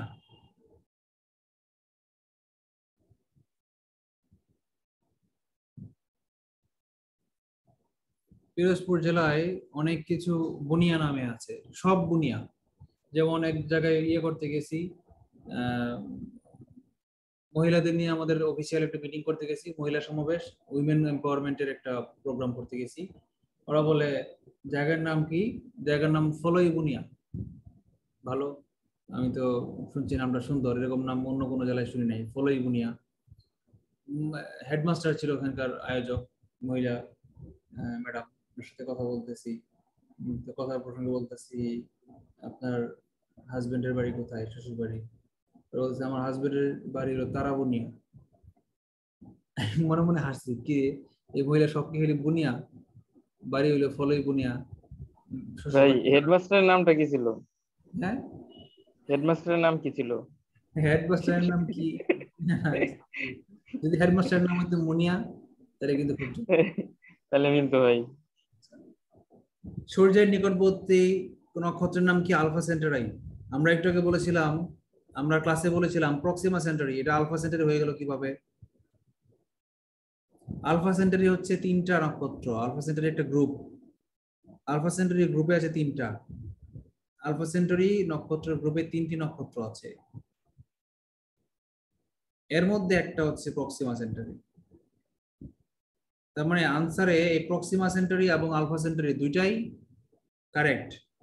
কিন্তু যদি দুইটাই অপশনে থাকে তাহলে আনসার কোনটা হবে? প্রক্সিমা সেন্টারি হবে। ঠিক আছে, লিখে রাখেন, দুইটা থাকলে আলফা সেন্টারি এবং প্রক্সিমা সেন্টারি দুইটাই যদি অপশনে থাকে তাহলে আমরা আনসার কোনটা লিখবো? প্রক্সিমা। আমি লিখতেছি আলফা, নিচে লেখেন প্রক্সিমা। ভাই 9 এর বিজ্ঞান বই দাও প্রক্সিমা। হ্যাঁ, আমি তো বললাম প্রক্সিমা সেন্টারি আর আলফা সেন্টারি দুইটা একই। আলফা সেন্টারি হচ্ছে তিনটা নক্ষত্রের একটা গ্রুপ, আর প্রক্সিমা সেন্টারি হচ্ছে স্পেসিফিক্যালি তিনটা নক্ষত্রের মধ্যে যে নক্ষত্র সবচেয়ে কাছে। সুতরাং এই প্রক্সিমা সেন্টারি হচ্ছে আনসার, দুইটা থাকলেই এইভাবে লেখেন বাম পাশে, আলফা এবং প্রক্সিমা দুইটা থাকলেই প্রক্সিমার মধ্যে রাইট চিহ্ন দেন। ক্লিয়ার? ওকে। প্রথম মহাকাশচারী ব্যক্তি ওই যে বলছিলাম সোভিয়েত ইউনিয়নের ইউরি গাগারিন। আর প্রথম নারী হচ্ছে কি? Valentina Tereshkova. 2007 সালে না 6 সালে আমার কাজিন আসছিল বেলজিয়াম থেকে, মামাতো বোন, আমার আপন মামা ফরেনার ছিলেন, বিদেশি মহিলা বিয়ে করছে, ক্রিশ্চিয়ান, তাদের মেয়ে হয়েছে। আসছিল তখন 2007 সালে, আমি তখন কলেজে ইন্টারমিডিয়েট পড়ি। সে যাওয়ার সময় আমাকে একটা চিঠি লিখে গেছিল। কাজিন তো 2-3 মাস বাংলাদেশে ছিল, অনেক ভালো সম্পর্ক ছিল, মানে আমার সমবয়সী, আমার 1.5-2 বছরের ছোট ছিল। সে তখন ও লেভেল না 9-এ পড়তো আর কি, ইংলিশ 9-এ পড়তো। তো আমরা সারাদিন রাত তো মামার বাড়িতে ছিলাম, 2 মাস ছুটি, একসাথে ছিলাম সব সময়। যাওয়ার সময় সে আমাকে একটা চিঠি লিখে গেছিল, তার হাতের লেখা খুব সুন্দর। চিঠিটা আমি বহু বছর যত্ন করে রাখছিলাম, ইউনিভার্সিটি ফাইনাল ইয়ার পর্যন্ত রাখছিলাম, এরপর যে কই হারিয়ে গেছে খেয়াল নাই। ওইখানে চিঠিতে সে লিখেছিল যে if you get free time you will listen to songs, it will open your heart. Can you imagine how mature a girl of class 9 may be of Europe? Whenever you get free time you will listen to songs, it will open your heart. তারপর বলেছিল কি, favourite জিজ্ঞেস করেছিলাম তোমার favourite কি singer কি, সে বলেছিল favourite singer is James blunt. James blunt, James bond না, জেমস ব্লান্ট। বললাম জেমস ব্লান্ট নাম শুনি নাই।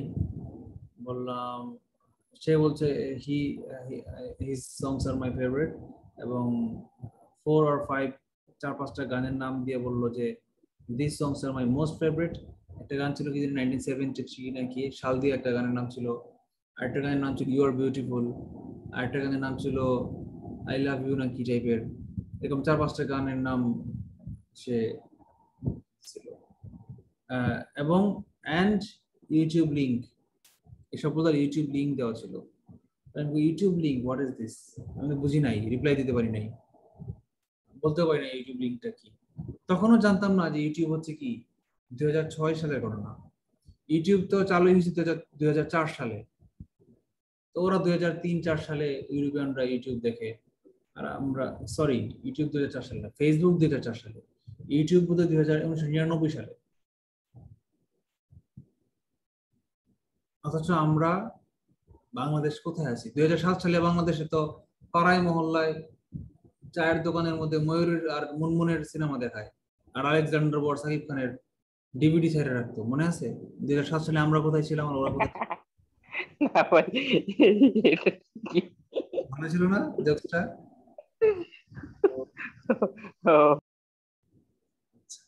চিন্তা করেন ওরা কই কি আর আমরা কি। তবে হ্যাঁ, এখন যদি উনি বাংলাদেশে আসে,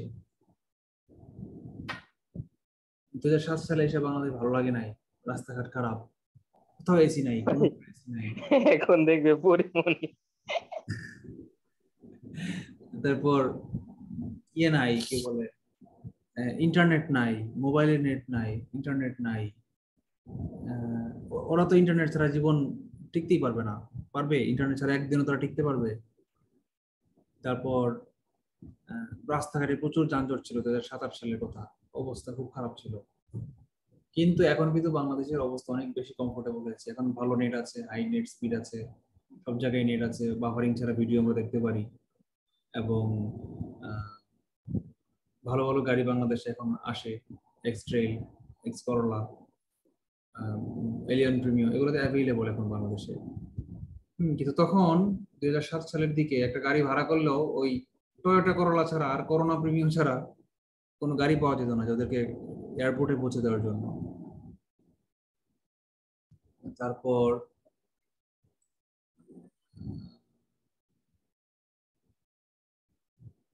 ভালো বাস ছিল না। এখন বাংলাদেশে কতগুলা, সবগুলা কোম্পানির আপনার হুন্দাই এসি বাস আছে, 2:1 3 সিটের হুন্দাই এসি বাস আছে ঝাঁকি ছাড়া।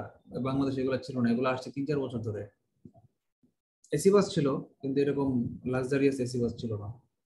সব মিলিয়ে আসলে বাংলাদেশে এই বিগত 15 বছরে যে পরিমাণ উন্নয়ন হয়েছে কল্পনার বাইরে। আর যখন মেট্রো রেল চালু হয়ে যাবে, বাংলাদেশের সবগুলা ঢাকার ফ্লাইওভার গুলো যখন চালু হয়ে যাবে, এবং মেয়র আতিকুল ইসলাম সাহেব এবং আনিসুল ইসলাম সাহেব যেরকম কাজ করেছে, এই বর্জ্য নিষ্কাশন যদি সম্পূর্ণ সঠিকভাবে হইতে পারে, তাহলে ঢাকা শহর কিছুটা হলেও চেঞ্জ হবে। এবং কিছুটা কিন্তু রুচির পরিচয় আমরা পাচ্ছি। আপনি দেখবেন ঢাকা ময়মনসিংহ হাইওয়ে রোডে আসবেন, দেখবেন রাস্তার দুই পাশে গাছ লাগাইছে এবং মাঝখানে যে আইল্যান্ড সেখানেও গাছ লাগানো, খুবই কমফোর্টেবল এবং মানে সুন্দর রাস্তা। আর বিশেষ করে আপনি মাওয়া রোডের তো যারা গেছেন, কল্পনার বাইরে, অসাধারণ রোড, একদম বিদেশের মতো। অনেক বড় ভাই, এত প্রশস্ত করছে ভাই, প্রশস্তই না, 4 লেনের মতো। প্রশস্তই না, ওটার ফিনিশিংও চমৎকার, গাড়ি চালানো চমৎকার ভাই, অনেক সুন্দর ভাই, গেছিলাম ভাই, অনেক সুন্দর, দেখার মতো। সেটাই। তো খুব খুব দ্রুত আগে এগিয়েছে আর কি, বিগত 15 বছরে দেশ খুব দ্রুত এগিয়েছে। এবং এই যে সন্ধ্যার পরে ওরা যে কি পরিমাণ বিরক্ত হইতো আমার মনে আছে, মানে আধা ঘন্টা পূর্ব কারেন্ট যেত, 1 ঘন্টা কারেন্ট থাকতো, আবার ভাই ছোটবেলার জিনিস মনে পড়তেছে ভাই, আহারে ভাই, সন্ধ্যাবেলায় হইতো। 1 ঘন্টা নাই। আর ভাই কারেন্ট হইলে 3-4 ঘন্টা থাকতো না ভাই, সাইকেল পুরা চালাইতে বাইরে হইতো, এত পরিমাণ বাইরে মশা। বের হয়ে লুকোচুরি খেলতাম। হ্যাঁ, যে মামারা যে থাকতো তাদেরকে আমরা কিচ্ছু দিতে পারতাম না, কোনো মানে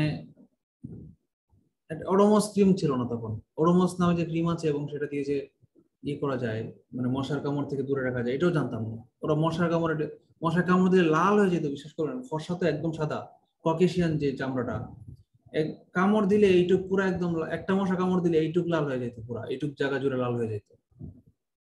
মানে কি বলবো, আমাদের বাংলাদেশে একজন মানুষের যেমন ভ্রমর, ভ্রমর বলতেছি, মৌমাছি ঘোল ফুটাইলে যেরকম বড় হয়ে যাবে, ওদের একটা মশা কামড় দিলে এরকম হয়ে যেত। তো ওদেরকে আসলে আমরা কোনো আপ্যায়নই করতে পারি নাই, মনে পড়ে এখন আর কি। অনেক কিছু করার ছিল, তখন তো আমি বুঝতাম না, আমি তো ছোট মানুষ ছিলাম। ভালো ঘুমানোর পরিবেশ দিতে পারি নাই, এসি তো ছিলই না তখন। অথচ এখন যদি বাংলাদেশে আসে, সাপোজ আমাদের বাড়িতে বেড়াইতে আসে, এসি পাবে, প্রাইভেট কার ফ্যাসিলিটি পাবে, ইন্টারনেট। ভাই এখন একদিন দাওয়াত দেন, তাদের নিয়ে আসেন বেড়াইতে, দাওয়াত দিয়ে। এখন যোগাযোগ নাই মামা। হ্যাঁ ভাই, দাওয়াত দিয়ে ভাই আনেন। আর আর ভিডিও বাংলাদেশে ভিডিও দেখান একটু। ভিডিওতে ভাই পরিমনির বার্থডে সেলিব্রেশন দেখাই দিন। মামা মারা গেছে, আর দেখা কি লাভ হবে, আর দাওয়াত দিয়ে কি হবে, আসবে আর তারপর আর যোগাযোগ রাখে নাই মামা। ভাই বলবেন যে ভাই স্পেশাল ভিডিও আছে, পরিমনি পরিমনি special। পরিমণি তো খেপছে কেন, সেদিন দেখলাম পত্রিকায় লিখছে ডোন্ট লাভ মি বিচ, পরে একটা আঙ্গুলের চিহ্ন দিছে, খুব সুন্দর ভদ্র একটা আঙ্গুলের ছবি দিছে। আবার সেদিন দেখলাম, আজকে আবার দেখলাম ফেসবুকে সে ছবি দিছে, এই আঙ্গুলের চিহ্ন দিয়ে বলতেছে ডট মি। মি মোর এর মোর মানে কি, কেন এটার মানে কি, তার মানে কি তুমি ঘোষণা দিচ্ছ আই এম এ প্রস্টিটিউট? ঘোষণা দাও তাইলে, কপালে লেখো আই এম এ প্রস্টিটিউট লেখো। ভাই এটা ভালো, এটা ভালো ছিল ভাই। সিনেমা নায়িকা ছিল, ভালো ছিল, কিন্তু এইসব লেখার মানে কি, মানে এইসব মানে আসলে আমি অ্যাকচুয়ালি বুঝতে পারছি না, বাংলাদেশে এরকম সেলিব্রিটি দেখি নাই। ইয়ে যে কি বলে ভাই মানে অনেকগুলা ছেলের সাথে ভাই ইয়া ছিল, ওই দেখেন না ভাই, অনেকগুলা ছেলের সাথে ছিল, প্রচুর। প্রসঙ্গে ফিরে আসি, সময় প্রায় শেষ, 12টার কাছাকাছি বাজে, পড়াও প্রায় শেষ, এই জন্য গল্প করতেছি। ওরে টরাস টরাস করে বাড়ি মারতে হবে, তাইলে ঠিক হয়ে যাবে। আসলে এগুলো ট্রস ট্রস করে খুব ইচ্ছা করে আমার এগুলোকে, পাইলে আমি সত্যি সিফাতুল হয়ে যেতাম।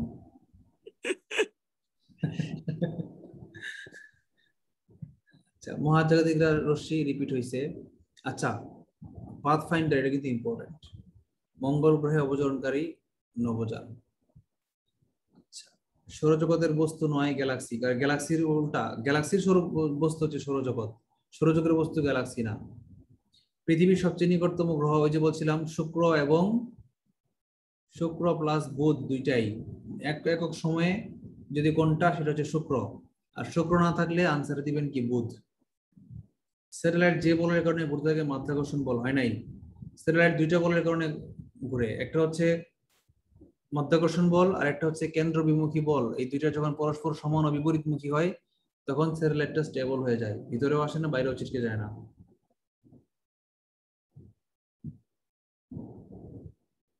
ইগোস্টেন্স স্কয়ার এটা হচ্ছে আপেক্ষিকতার সাধারণ সূত্র। আপেক্ষিকতার সূত্র দুই প্রকার, একটা হচ্ছে আপেক্ষিকতার সাধারণ সূত্র আর একটা হচ্ছে আপেক্ষিকতার বিশেষ সূত্র। আপেক্ষিকতার সাধারণ সূত্র হচ্ছে এটা ভর শক্তি সমীকরণ, এটাকে বলা হয় কি দেখেন ভর শক্তি সমীকরণ।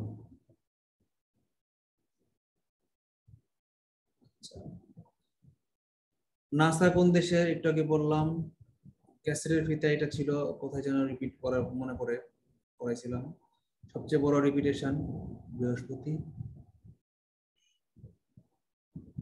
সবুজ গ্রহ ইউরেনাসকে বলা হয়, এটাও রিপিটেশন হয়েছে, করে রাখবেন। কোন বস্তুর ওজন বিষুবীয় অঞ্চলে একক ভরের কোন বস্তু মানে 1 কেজি, এই জি এর মান যা, এটা হচ্ছে জি এর মান, লিখে রাখেন this is the value of G. অভিকর্ষীয় ত্বরণ 9.81 হচ্ছে গড় মান। আর বিষুবীয় অঞ্চলে জি এর মান একটু কম, কারণ পৃথিবী থেকে কেন্দ্র থেকে ব্যাসার্ধ বেশি দূরে, তাহলে আকর্ষণ কম, এই জন্য জি এর মান 9.78। আবার যখন মেরু অঞ্চলে যাবেন তখন বস্তুর ওজন একটু বাড়বে, তখন সেটা হবে 9.83 বা 84 বা 85 এরকম, ভুলে গেছি এটা। আচ্ছা স্যার এগুলা কি এই এমপিসি বইয়েরই না অন্য কোনো বইয়ের পিডিএফ? কি এখন যেগুলো পড়াচ্ছেন এগুলা কি এমপিসি নাকি অন্য বইয়ের এগুলো PDF? হচ্ছে প্রফেসরস ডাইজেস্ট।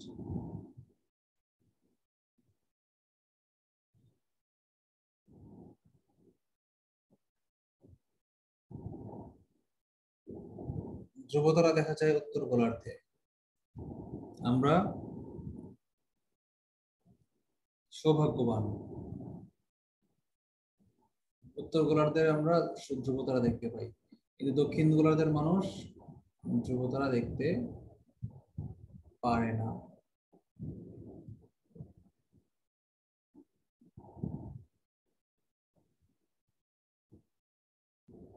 আচ্ছা, সবচেয়ে বেশি উপগ্রহ কার? শনির, দ্বিতীয় বৃহত্তম গ্রন্থ এবং দাঁড়িয়ে আছে।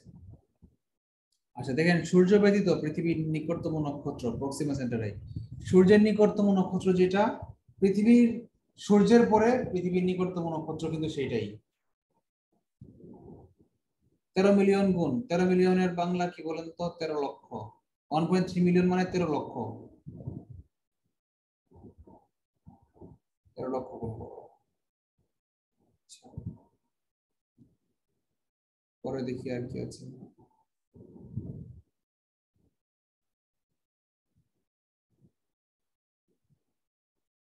কালকে সকালে শুক্রবার, বহুদিন পরে শুক্রবারে সকালে প্রোগ্রাম নাই, ফিলিং রিল্যাক্সড, ফিলিং ওয়াও।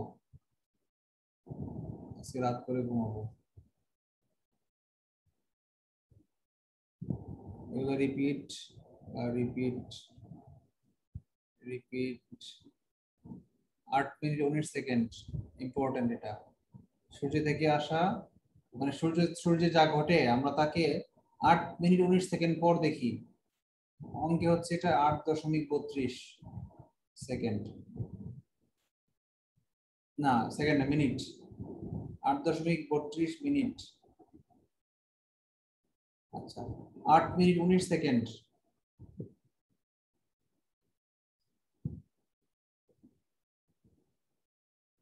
আট মিনিট 19 সেকেন্ড পরে ঘটনা ঘটবে। মনে করেন সূর্যে একটা ব্রাস্ট হইলো, এটা আমরা দেখবো কতক্ষণ পর? 8 মিনিট 19 সেকেন্ড পর। আমরা এই মুহূর্তে সূর্যকে যা দেখতেছি এটা আসলে সূর্যের ওই মুহূর্তের অবস্থা না। আমরা এই মুহূর্তে সূর্যকে যা দেখতেছি সেটা হচ্ছে 8 মিনিট 32 সেকেন্ড আগের ঘটনা আমরা দেখতেছি। পৃথিবী সূর্যের নিকটতম স্থানে অবস্থান করে 1 জানুয়ারি, এটা খুব ইম্পর্টেন্ট। প্রায় 15 কোটি কিলোমিটার, এটা তো আমরা জানি। এটা একটু শিখে রাখেন, মাইলে শিখিনি আমরা, মাইলটাও শিখে রাখেন। 93 মিলিয়ন। সূর্যকে প্রদক্ষিণ করতে সবচেয়ে কম সময় লাগে বুধ গ্রহের, কারণ কাছে। সূর্যের পরে প্রথম গ্রহটাই হচ্ছে কি বুধ, ঠিক আছে। এবং বুধের কিন্তু অনেকগুলো বৈশিষ্ট্য। সূর্যের সবচেয়ে কম সময় প্রদক্ষিণ করে বুধ, সবচেয়ে ক্ষুদ্র গ্রহ হচ্ছে বুধ, ঠিক আছে। এই দুইটা কারণে বুধ ইম্পর্টেন্ট। আচ্ছা, আলোর গতিতে চললে পৃথিবী থেকে চাঁদে পৌঁছাতে সময় লাগে 1.5, না এটা 1.3। 1.3 থেকে 5 দুইটা মনে রাখবেন, যেটা পরীক্ষায় থাকে। ইউরিক অ্যাগারিন রিপিট বহুবার আসছে। কসমিক ইয়ার বলতে রিপিট, এটা একটু আগে পড়েছিলাম। ইয়ার ছায়াপথের আবর্তনকালকে কসমিক ইয়ার বলে। 1 কসমিক ইয়ার সমান সমান কত লাইট ইয়ার, এটা জানতে হবে। এবং 1 কসমিক ইয়ার সমান সমান বাংলাদেশের পৃথিবীর মানুষের কত বর্ষ, এটা জানতে হবে। না, 1 কসমিক ইয়ার সমান সমান কত লাইট ইয়ার, এটা কিন্তু লজিক্যাল কোনো সেন্টেন্স হইল না, প্রশ্ন হইল না। বলেন তো কেন? লাইট ইয়ার মানে কি? আলোকবর্ষ। আলোকবর্ষ কিসের একক বলেন তো? দূরত্ব। দূরত্বের একক। আর কসমিক ইয়ার হচ্ছে কি? সময়ের একক। যদি বলে নিচের কোনটি সময়ের একক নাই, নয়, লিখলো কসমিক ইয়ার, লিখলো লুনার ইয়ার, লিখলো সোলার ইয়ার, লিখলো লাইট ইয়ার। বলেন তো কোনটা হবে সময়ের একক নয়? আলোকবর্ষ। Light year. হ্যাঁ, আলোকবর্ষ কিসের একক? দূরত্বের একক। এটা মনে হয় আসছে 40 না 41 জানো, তাই না? 41 তো মনে আসছে এটা। আচ্ছা, মিল্কি ওয়ে, এটা ভুল, নিহারিকা মন্ডল না। মিল্কি ওয়ে হচ্ছে গ্যালাক্সি। মিল্কি ওয়ে হচ্ছে আমাদের ছায়াপথ। নিহারিকা ইংরেজি নেবুলা। সূর্যের মধ্যে যে মৌলিক গ্যাস রয়েছে হাইড্রোজেন। আমরা জানি সূর্যে হাইড্রোজেন এবং হিলিয়াম দুইটা জ্বলতেছে। এটা রিপিট। সূর্য চন্দ্র অপেক্ষা 2,30,00,000 গুণ, এটা আসবে না।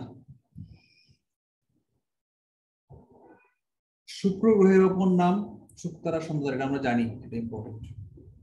হ্যালির দম্পতি 1986 সালে, এবং এর সাথে 76 যোগ করলে হয় 62।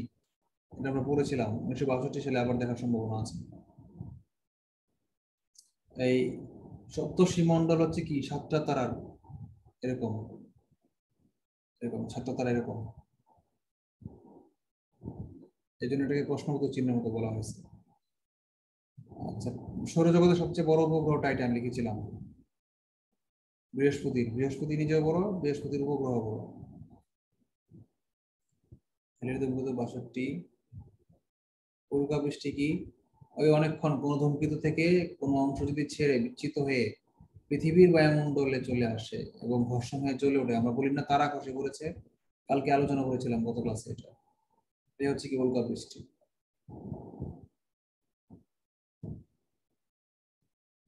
আচ্ছা, হেলবব ধূমকেতু 1995 সালে, লিখে রাখেন। কত বর্ষের সবচেয়ে উজ্জ্বল ধূমকেতু ছিল এটা? কত শতাব্দীর? 20 শতাব্দীর সবচেয়ে উজ্জ্বল ধূমকেতু ছিল হেলবব ধূমকেতু। আচ্ছা, এগুলো রিপিট।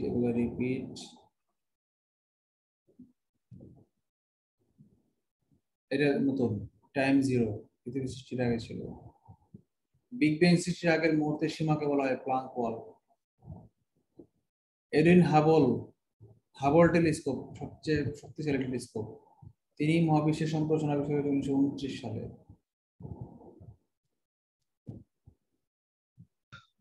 ভাই প্রফেসরের ডাইজেস্টটা তো ভালোই করছে দেখলাম। হ্যাঁ, জিল এমেটার হচ্ছে বেলজিয়ামের, আর স্টিফেন হকিংস হচ্ছে ইংল্যান্ড।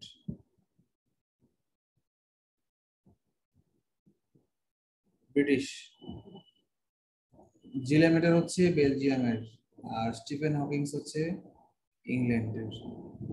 আপনারা কি জানেন ইউরোপের সবগুলা কান্ট্রি লিভিং স্ট্যান্ডার্ড প্রায় সেম? এই বেলজিয়ামের নাম আমরা শুনি না, শক্তিধর রাষ্ট্রের মধ্যে আমরা শুনি ফ্রান্সের নাম, জার্মানির নাম, ইংল্যান্ডের নাম। কিন্তু এবার ইউরো চ্যাম্পিয়ন জানি কি হইলো? ইতালি না নাকি? ইতালি। ইটালি ভাই।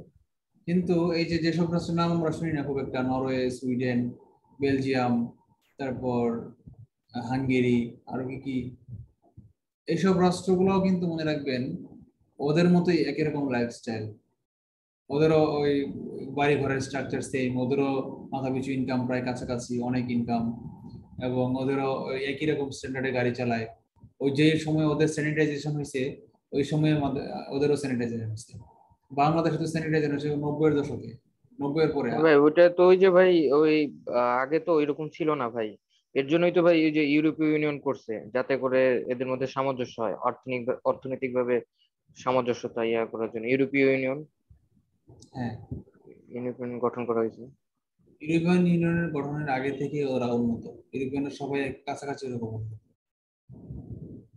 আমরাও তো অনেকগুলো ইউনিয়ন করছি, সার্ক করছি, ইয়ে করছি, সাপটা চুক্তি করছি, সার্ক করছি, গিলা হয়েছে। অবশ্য আমাদের লাভ হওয়ার কারণ না, তার কথা না, আমাদের মধ্যে জাতিগত দ্বন্দ্ব আছে। এই হিন্দু মুসলিম শত্রুতার বীজ যে বপন করে রেখে গেছে ব্রিটিশরা, ডিভাইড এন্ড রুল, এই রক্তের শত্রুতা আমাদের জিন থেকে, রক্ত থেকে এখনো যায় নাই। এখনো এই যে ভাই ব্রেক্সিট ভাই হইলো ভাই, ব্রেক্সিট তো ভাই এর জন্যই হয়েছে ভাই। ওই যারা একটু অর্থনৈতিক ভাবে দুর্বল কান্ট্রি, তারা তো মনে করেন এখন আইসা ওই যেসব কান্ট্রি একটু রিচ, তাদের দেশে আইসা ইয়া করতেছে, আপনার মানে বাণিজ্য করতেছে, এ করতেছে, সে মানে বর্ডার ফ্রি তো। তো এর জন্য আর কি ব্রিটেন বের হয়ে গেছে, মানে যাতে যাতে ওদের বাণিজ্যটা ঠিক থাকে, অন্যান্য কান্ট্রির আইসা ওদের দেশে আইসা বাণিজ্য করতেছে। হ্যাঁ ভাই। ব্রেক্সিট কবে যেন কার্যকর হলো? 31শে জানুয়ারি 2020। 2020? হ্যাঁ ভাই। 31শে জানুয়ারি না? হ্যাঁ ভাই। 2016 সালে যেন কি শুনছিলাম ব্রেক্সিট নিয়ে। এর আগেও বোধহয় একবার রেফারেন্ডাম হয়েছিল, গণভোট হয়েছিল। হইতে পারে ভাই, মানে ওই সময় হয়তো উঠছে ভাই, মানে কথার টপিকসটা উঠছে, তবে কার্যকর হয়েছে আর কি ভাই। প্রসেস তো ভাই অনেক দেরি হয়, মানে এই ব্রেক্সিট হইতে অনেক দেরি হয়েছে, প্রসেসটা অনেক লেন্দি আর কি। গ্রিস দেউলিয়া হয়ে গেল 2015 সালে হঠাৎ করে। গ্রিস দেউলিয়া, গ্রিসের কত কোটি টাকা ঋণ। দেখো গ্রিস কিন্তু মধ্যবিত্ত কান্ট্রি বলা হয়, উন্নয়নশীল রাষ্ট্র, বাংলাদেশ উন্নয়নশীল রাষ্ট্র, কিন্তু তুমি গ্রিসে যাও আরো 50 বছর আগে থেকে তারা স্যানিটাইজ, বুঝছো? এবং ওই যে গ্রিসের রাজপুত্র, আমরা গ্রিস তো অনেক ঐতিহ্যবাহী শহর, গ্রিস, রোম, স্পেন, ইতালি, এরা তো অনেক ঐতিহ্যবাহী রাষ্ট্র, অনেক আগে উন্নত ছিল। আচ্ছা, জ্যোতির্বিজ্ঞানের জনক হিপ্পারকাস, অনেক উল্লেখযোগ্য কয়েকজন জ্যোতির্বিজ্ঞানী, হিপ্পারকাস, অ্যারিস্টার্কাস, নাম শুনেছো? এরা খ্রিস্টপূর্ব। হ্যাঁ অ্যারিস্টার্কাস, ভাই। অ্যারিস্টটল, হিপ্পাকার শুনি নাই ভাই। হিপ্পারকাস, অ্যারিস্টার্কাস, টলেমি, ইভেন অ্যারিস্টটল, উনি সামাজিক বিজ্ঞানী ছিলেন। অ্যারিস্টটল যে কি ছিলেন ভাই, অ্যারিস্টটল ছিলেন একই সঙ্গে সমাজবিজ্ঞানী, অ্যারিস্টটল ছিলেন জীববিজ্ঞানী, মানে উদ্ভিদ বিজ্ঞানী, প্রাণী বিজ্ঞানী, উদ্ভিদ বিজ্ঞানী না প্রাণী বিজ্ঞানী। অ্যারিস্টটল ছিলেন গণিতবিদ, অ্যারিস্টটল ছিলেন এই জ্যোতির্বিদ। কি ছিলেন না অ্যারিস্টটল! আমার তো মনে হয় পৃথিবীর সবচেয়ে জ্ঞানী লোক, সবচেয়ে বড় বিজ্ঞানী বলবো না, বড় বিজ্ঞানী হয়তো আইনস্টাইন বা নিউটনকে বলতে পারি আমরা, কিন্তু যদি বলা হয় পৃথিবীর সবচেয়ে জ্ঞানী লোক, সব সাইড সম্পর্কে যার নলেজ আছে, সেই ব্যক্তিকে আমি বলবো অ্যারিস্টটল। আসলে ভাই মানে সব শাখায় মানে নাম থাকলে মানে ম্যাক্সিমাম শাখায় ভাই ওই আছে ভাই, মানে অনেক অবদান রাখছে, মানে কিছু না কিছু হলে অবদান আছে। হ্যাঁ, আচ্ছা, টলেমি, মানে অল অল অল স্কোয়ার ভাই আর কি, আপনার মতো। ও দার্শনিক, অ্যারিস্টটল কিন্তু দার্শনিক। আবার যে সক্রেটিসও কিন্তু অ্যারিস্টটলের কাছাকাছি, সক্রেটিস, সক্রেটিস, সক্রেটিস হ্যাঁ। দার্শনিক, কিন্তু সেও কিন্তু এই জ্যোতির্বিজ্ঞানী ছিল এবং ইয়ে ছিল। সক্রেটিস প্রথম বলেছিল যে পৃথিবী সূর্যের চারিদিকে ঘুরে, সূর্য পৃথিবীর চারিদিকে ঘুরে না।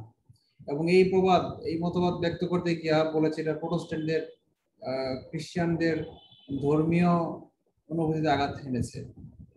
এবং এরপরে কি হলো, তারা তাকে হত্যা করলো, বিষ পানকে হেমলক বিষ দিয়ে হত্যা করলো। অথচ এই কোরআন শরীফ দেখো কত সালে, কত বছর আগে এই পৃথিবী সূর্য চারদিকে ঘুরে, এটা তো বিজ্ঞানীরা এভেলেবল আবিষ্কার করছে। কিন্তু এই যে বিগ ব্যাং তো আবিষ্কার করছে একবিংশ শতাব্দীতে আইসা, না বিংশ শতাব্দীতে আইসা, কয়েকদিন আগে এই এটা করছে। অথচ তার কত বছর, কত হাজার কোটি বছর আগে কোরআন শরীফে বলে গেছে যে বিশাল বিস্ফোরণের মাধ্যমে কোন বিশাল বিস্ফোরণের মাধ্যমে এই মহাবিশ্ব সৃষ্টি হয়েছে। সো এটা বুঝতে হবে কি, আগে অন্যান্য ধর্মের গ্রন্থে আগে ছিল ভুলভাল থিওরি, ওখানে ছিল আগে পৃথিবীর চারদিকে সূর্য ঘুরে, তাহলে বুঝতেই হবে এটা সৃষ্টিকর্তার প্রদত্ত বাণী না। যে গ্রন্থে মিথ্যা থিওরি থাকে সেই গ্রন্থ মানুষের বানানো থিওরি, বুঝতেই হবে। ওই মানুষ দেখছে ও সূর্য চারদিকে ঘুরে, সে লিখে দিছে হ্যাঁ সূর্য চারদিকে ঘুরে। কিন্তু ইসলাম হচ্ছে সেই গ্রন্থ, যে গ্রন্থে একটা বাক্য এ পর্যন্ত কোনো সায়েন্স ভুল প্রমাণ করতে পারে নাই বা ইলজিক্যাল প্রমাণ করতে পারে নাই। একদম পরিপূর্ণ ধর্ম, যার ভিতরে কোনো ভুল নেই। আপেক্ষিক তত্ত্ব কি? ভর শক্তি সমীকরণ বলা হয়। এই যে ইসলামের শত্রু তো সবাই, আমেরিকা বলো, খ্রিস্টান বলো, আর ইহুদি বলো, সবাই তো পুরো ইউরোপ ইসলামের শত্রু। যখন দেখো ওই যে হইলো, যখন এই 2003 সালে না কত সালে যেন লাদেনকে অভিযুক্ত করা হইলো যে টুইন টাওয়ার হামলা করছে, পরে আফগানিস্তান আক্রমণ করলো। তখন আমি দেখছিলাম ইউএসএ কে ইংল্যান্ড সাহায্য করছে, জার্মানি সাহায্য করছে, ফ্রান্স সাহায্য করছে, ইভেন অস্ট্রেলিয়া যে একটা ভালো শান্তশিষ্ট কান্ট্রি, এমনকি নিউজিল্যান্ড যে একটা শান্তশিষ্ট কান্ট্রি, এরাও অস্ত্র দিয়ে সাহায্য করছে, বহর পাঠাইছে আমেরিকা সরকারকে ইয়ার বিরুদ্ধে যুদ্ধ করার জন্য, আফগানিস্তানের বিরুদ্ধে যুদ্ধ করার জন্য। তাহলে চিন্তা করো যে মুসলিমের সূত্র কত খারাপ, যাদেরকে আমরা অত অমায়িক ভাবি, ভালো মানুষ ভাবি, নিউজিল্যান্ড, সেই নিউজিল্যান্ড পাঠাইছে। তার মানে কি বুঝতে হবে কি, যে সব ধর্মই মুসলিমকে শত্রু মনে করে। তুমি দেখো এই যে রোহিঙ্গা ইস্যু, বৌদ্ধরা, চাইনাতে দেখো বৌদ্ধরা, সবার শত্রু ইসলাম, মুসলিম। কিন্তু এই বৌদ্ধদের সাথে খ্রিস্টানদের কিন্তু এরকম কোনো জাতিগত, বা খ্রিস্টানদের সাথে হিন্দুদের, বা হিন্দুদের সাথে বৌদ্ধদের এরকম কোনো জাতিগত সংঘর্ষ বা বিভেদ আমি কোথাও দেখি নাই। তাইলে ইসলাম পৃথিবীর 700 কোটি মানুষের মধ্যে 150 কোটি হয়তো মুসলিম, বাকি যে 450 কোটি মানুষ, সব বিজ্ঞানীরাই তো বর্তমানে সায়েন্সের 1% হইতে পারে সর্বোচ্চ সায়েন্টিস্টদের মুসলিম, 99%ই তো খ্রিস্টান, ইহুদি, হিন্দু, অন্যান্য ধর্ম মিলে বা নাস্তিক মিলে। তাইলে এত এত ধর্ম, কেউ পারলো না কোরআন শরীফের একটা বাক্যকে বৈজ্ঞানিক ভিত্তিতে ভুল প্রমাণ করার জন্য। কোরআন শরীফে তো শুধুমাত্র আল্লাহ বা ফেরেস্তা বা অতিপ্রাকৃত কোনো বিষয় নিয়ে, শুধু ধর্মীয় বিষয় নিয়ে ব্যাখ্যা না, কোরআন শরীফে তো অনেক অংশ আছে যেগুলা প্রাকৃতিক নিয়ে, আকাশ, মহাকাশ, পৃথিবীর অভ্যন্তরভাগ, এমনকি পাহাড় পর্বত, নদী নালা, সমুদ্র যা আছে সব নিয়ে কিন্তু ব্যাখ্যা আছে কোরআন শরীফে। তাহলে এত যে আধুনিক বিজ্ঞান, কেউ পারলো না কোরআন শরীফের একটা বাক্য ভুল প্রমাণ করতে। অথচ কোরআন শরীফের একটা বাক্য তো এখন পর্যন্ত চেঞ্জ হয় নাই। নতুন নতুন সায়েন্স আবিষ্কার হয়েছে, সেটাতে অ্যাডজাস্ট করার জন্য কোরআন শরীফের বাক্যগুলো চেঞ্জ করা হচ্ছে, এরকমও তো ঘটে নাই। একটা বর্ণ চেঞ্জ করার ক্ষমতা কারো নাই কোরআন শরীফের। তাহলে কি মানে কি বোঝা যায়? এই যে খ্রিস্টানদের ধর্মগ্রন্থ বাইবেল কদিন পর পর চেঞ্জ হচ্ছে, নতুন নতুন সায়েন্স আবিষ্কার হয়, কদিন পর পর তারা চেঞ্জ করে, সংশোধন করে। কিন্তু কোরআন শরীফে কোনো চেঞ্জ নাই, হবেও না, পৃথিবীর সিস্টেম ধ্বংসের আগ পর্যন্ত হবে না। যে চেষ্টা করতে চাইবে তাকে মুসলিমরা বলবে সে মুসলিম না, সে মুসলিমের শত্রু, তাকে ধ্বংস করা হবে, হত্যা করা হবে। কোরআন শরীফকে যদি কেউ বিকৃত করতে চায় তাহলে মুসলিমরা তাকে হত্যা করবে, এমনই ইসলামে আদেশ আছে। ইসলামকে যদি কেউ ধ্বংস করতে চায় তাহলে তাকে হত্যা করার আদেশ ইসলামে আছে, সে ইসলামের শত্রু। এটাকে যুদ্ধ বলা হয়, জিহাদ বলা হয়।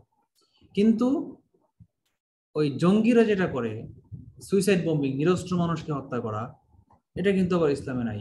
এটা কিন্তু তারা মানে একদিকে ধর্মীয় অপব্যবহার, আরেকদিকে রাজনৈতিক অপব্যবহার, আরেকদিকে ক্ষমতার অপব্যবহার, আরেকদিকে ব্রেন ওয়াশ, বোকামি, সব কিছু হতে পারে। আমরা পড়াশোনায় ফিরে আসি।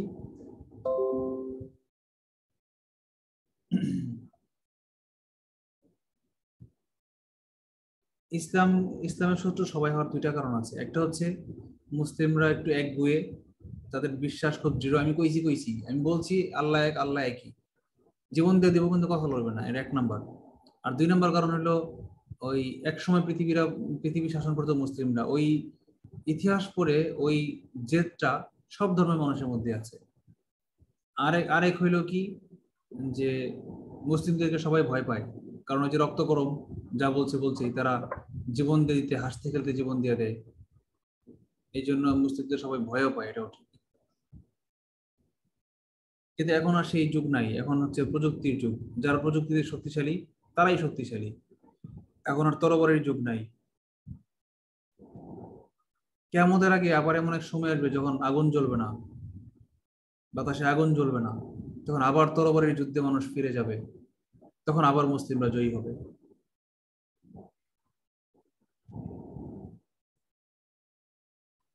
আপেক্ষিকতার বিশেষ তত্ত্বের জন্য আইনস্টাইন পরিচিত, এবং 1905 সালে উনি নোবেল পুরস্কারও পান।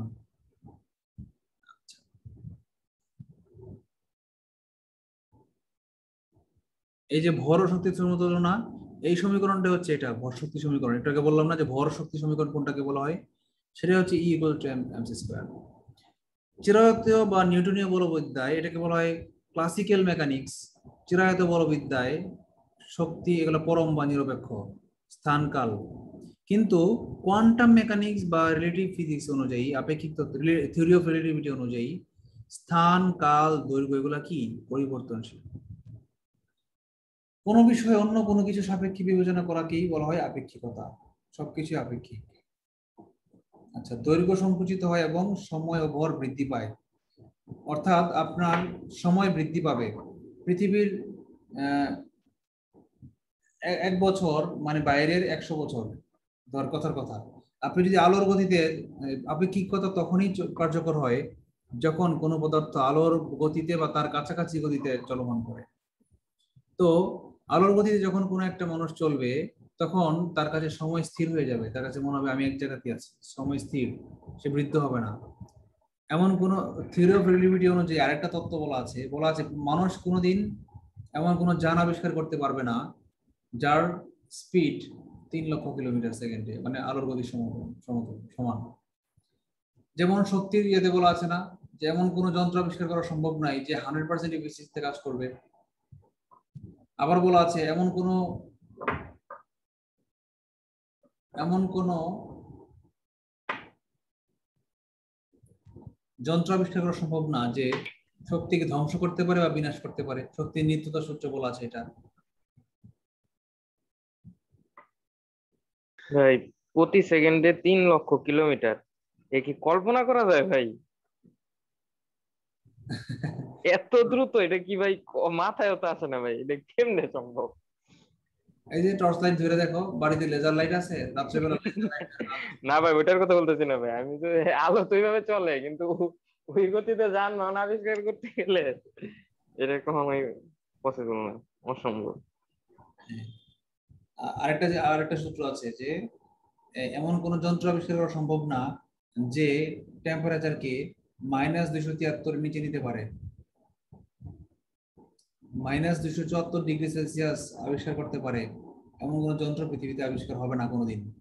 আবিষ্কার হয় নাই তো অনেক যন্ত্রই, কিন্তু বিজ্ঞানীরা ভবিষ্যৎবাণী করে দিছে যে আবিষ্কার করা কোনোদিন সম্ভব হবে না যে যন্ত্র টেম্পারেচারকে -244 নিয়ে যাবে, যে যন্ত্র 100% এফিসিয়েন্সিতে কাজ করবে, যে যন্ত্র শক্তি ধ্বংস করে ফেলবে বা উৎপাদন করবে, যে যন্ত্র আলোর গতিতে চলবে, কোনোভাবেই সম্ভব না। যেদিন ঘটবে সেদিন ফিজিক্স কেমিস্ট্রি সব সূত্র উল্টা করবে, সব সূত্র ধ্বংস হয়ে যাবে, মানে কিয়ামত হবে আর কি। আচ্ছা, কসমিক রে ও ব্ল্যাক হোল, যেগুলো আমরা পড়েছি, মহাজাগতিক রশ্মি। মহাজাগতিক রশ্মির জন্য আবিষ্কারের জন্য নোবেল পেয়েছেন কে? Victor Hess. আচ্ছা, কোয়ান্টাম তত্ত্বের আরেকটা নাম হচ্ছে ফোটন তত্ত্ব।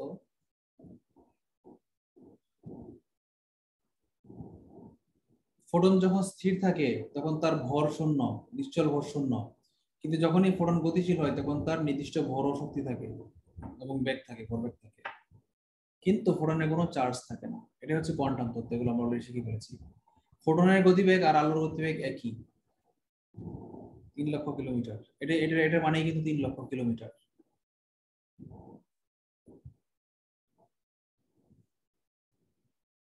আচ্ছা, হিগের কণা, হিগস বোসন, এটা খুব ইম্পর্টেন্ট একটা জিনিস আছে, সেটা কি জানেন? এই হিগের কণা কে বলা হয় অধরা কণা, এবং অনেকগুলো নাম বলা হয়, হিগের কণা, অধরা কণা, ঈশ্বর কণা বলা হয় এটাকে।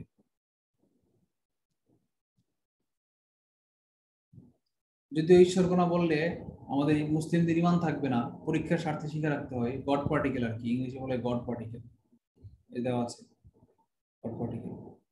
আচ্ছা, এখন এটা আরেকটা নাম আছে হিগস বোসন কণা। দেখেন হিগস বোসন, হিগস বোসন এটা অনেকটা যে চৌম্বক বলরেখা আছে না, এর মতো তাত্ত্বিক থিওরিটিক্যাল একটা বলরেখা, বলক্ষেত্র। এই সত্যেন্দ্রনাথ বসু নামে বাঙালি একজন বিজ্ঞানী ছিলেন।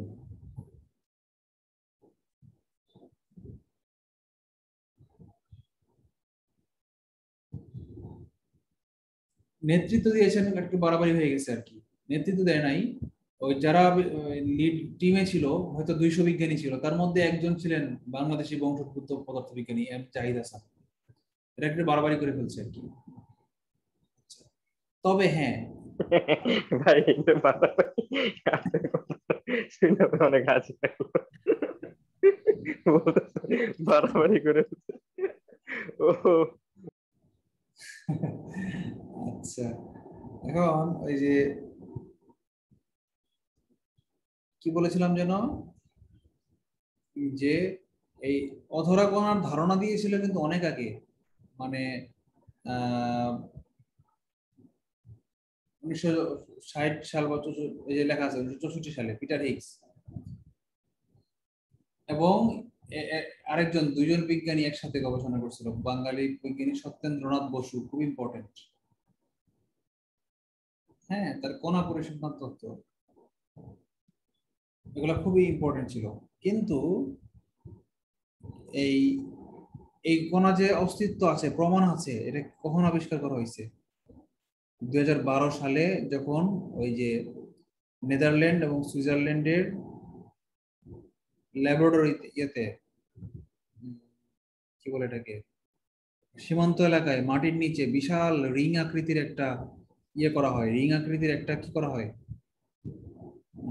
রিং আকৃতির একটা টানেল তৈরি করা হয়। সেই টানেলের মধ্যে দুই দিক থেকে দুই ধরনের এই কণাকে, প্রচুর চার্জিত কণাকে নিক্ষেপ করা হয়। তারা একে অপরকে যখন ঘর্ষণ করে, তখন এখানে নতুন ধরনের এক প্রকার কণার এবং বলক্ষেত্রের আবিষ্কার হয়, যেটা বিজ্ঞানীরা নাম দিয়েছে ঈশ্বর পার্টিকেল বা গড পার্টিকেল, যারা মহাবিশ্বের সর্বত্রই তারা বিরাজ করছে, যেখানে আলো নাই সেখানেও বিরাজ করছে।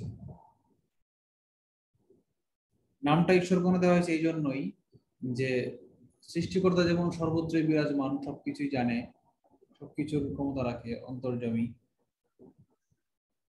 অমনিপটেন্ট মানে সবচেয়ে শক্তিশালী, অমনিভরাস সর্বভোগ, আর অমনি সর্বত্র বিদ্যমান, কি যেন এটার নাম, ওয়ার্ডটা ভুলে গেছি, অমনি দিয়ে শুরু, সর্বত্র বিদ্যমান, অমনি ভ্যালেন্ট, বোধহয় অমনি ভ্যালেন্ট, শিওর না, মনে দেখতে হবে। আচ্ছা, এই যে হিগস পার্টিকেল, ওই যে বললাম যে এই সুইজারল্যান্ডের আর জার্মানির সীমান্তে যে বিরাট বিস্ফোরণ ঘটানো হয়, সেই প্রতিষ্ঠানটা কোন প্রতিষ্ঠান ঘটায়, তার নাম হচ্ছে CERN, CERN, CERN, European Organization for Nuclear Research centre, সিতে সেন্টার, সেন্টার ফর না, সিতে কি তাহলে মিলল না কেন, ইতে ইউরোপিয়ান, আর তে রিসার্চ, এন তে নিউক্লিয়ার, সিতে তো সেন্টার হওয়ার কথা। ইউরোপিয়ান ভাই এরকম অনেক অ্যাব্রিভিয়েশন আছে ভাই, মানে সব অক্ষর মিলে না ভাই, মিলে না, হ্যাঁ অনেক আছে মিলে না। মিলে না ভাই। যেমন UNFPA, এটার নাম হচ্ছে United Nations populations fund, UNPF হওয়ার কথা, এ আসলো কোথেকে, আগে ছিল এটার নাম, ঠিক আছে। UNFPA এ দিয়ে কি জানি একটা ছিল, অ্যাসেম্বলি না কি ইয়ে ছিল, রেজিস্ট্যান্স কি জানি ছিল, কিন্তু পরবর্তীতে যখন নাম চেঞ্জ করা হলো, ইউনাইটেড নেশনস পপুলেশন ফান্ড করা হলো, তখন কিন্তু অ্যাক্রোনিমটা চেঞ্জ করে না, অ্যাক্রোনিমটা অ্যাক্রোনিমের জায়গায় রেখে দিয়েছে।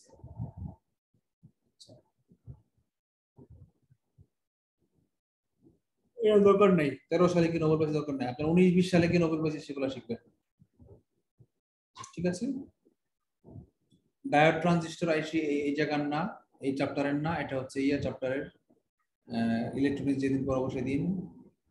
বিবর্তন এই চ্যাপ্টারের না, এটা জীববিজ্ঞানের, মানবদেহে চলে গেছে। হর্টিকালচার এগুলো জীববিজ্ঞানের আর নাই। আমরা জ্যোতির্বিজ্ঞান এবং আধুনিক বিজ্ঞান পড়া শেষ করলাম, এগুলো বাকিগুলো বাকি দিন পড়াবো। ভাই এইগুলো তাহলে ভাই মানে ওই যে যে অধ্যায়গুলো পড়াবেন ওগুলোর সাথে এগুলো পড়ায়েন। কোনগুলোর সাথে? হ্যাঁ, ও আচ্ছা, এই যে ইয়ারটা। এই রিলেটেড অধ্যায়গুলো যখন পড়াবেন। আচ্ছা ঠিক আছে, এটা তোমাদেরকে স্লাইডটা তো দিয়ে দিচ্ছি গ্রুপে কি দিয়ে দিচ্ছি আপলোড করে? না ভাই এটা মনে হয় দেন নাই। কেন ওই দিন যে এটা দেন নাই ভাই, এটা দেন নাই। ওইটা ভাই আরেকটা ছিল ভাই, ওইটা একসাথে এই যে দিছেন ভাই। জ্যোতির্বিজ্ঞানের ক্লাস করলাম হ্যাঁ না, প্রথম দিন যখন জ্যোতির্বিজ্ঞানের ক্লাস করলাম তখন কি স্লাইড ওইটাই ভাই, ওইটাই না দিছিলাম কি? ভাই গতদিন ক্লাসেও তো মেবি আপলোড করছিলেন না এটা, আমার যতদূর মনে পড়ে। না, কোন স্লাইড কি আপলোড করেছিলাম গত ক্লাসের আগে? ভাই দেখতে হবে ভাই, গ্রুপে যা দেখতে হবে, মনে হয় তো হয় না। না করি তাহলে বুঝবো আমি ভুলে গেছিলাম, খেয়াল করি নাই।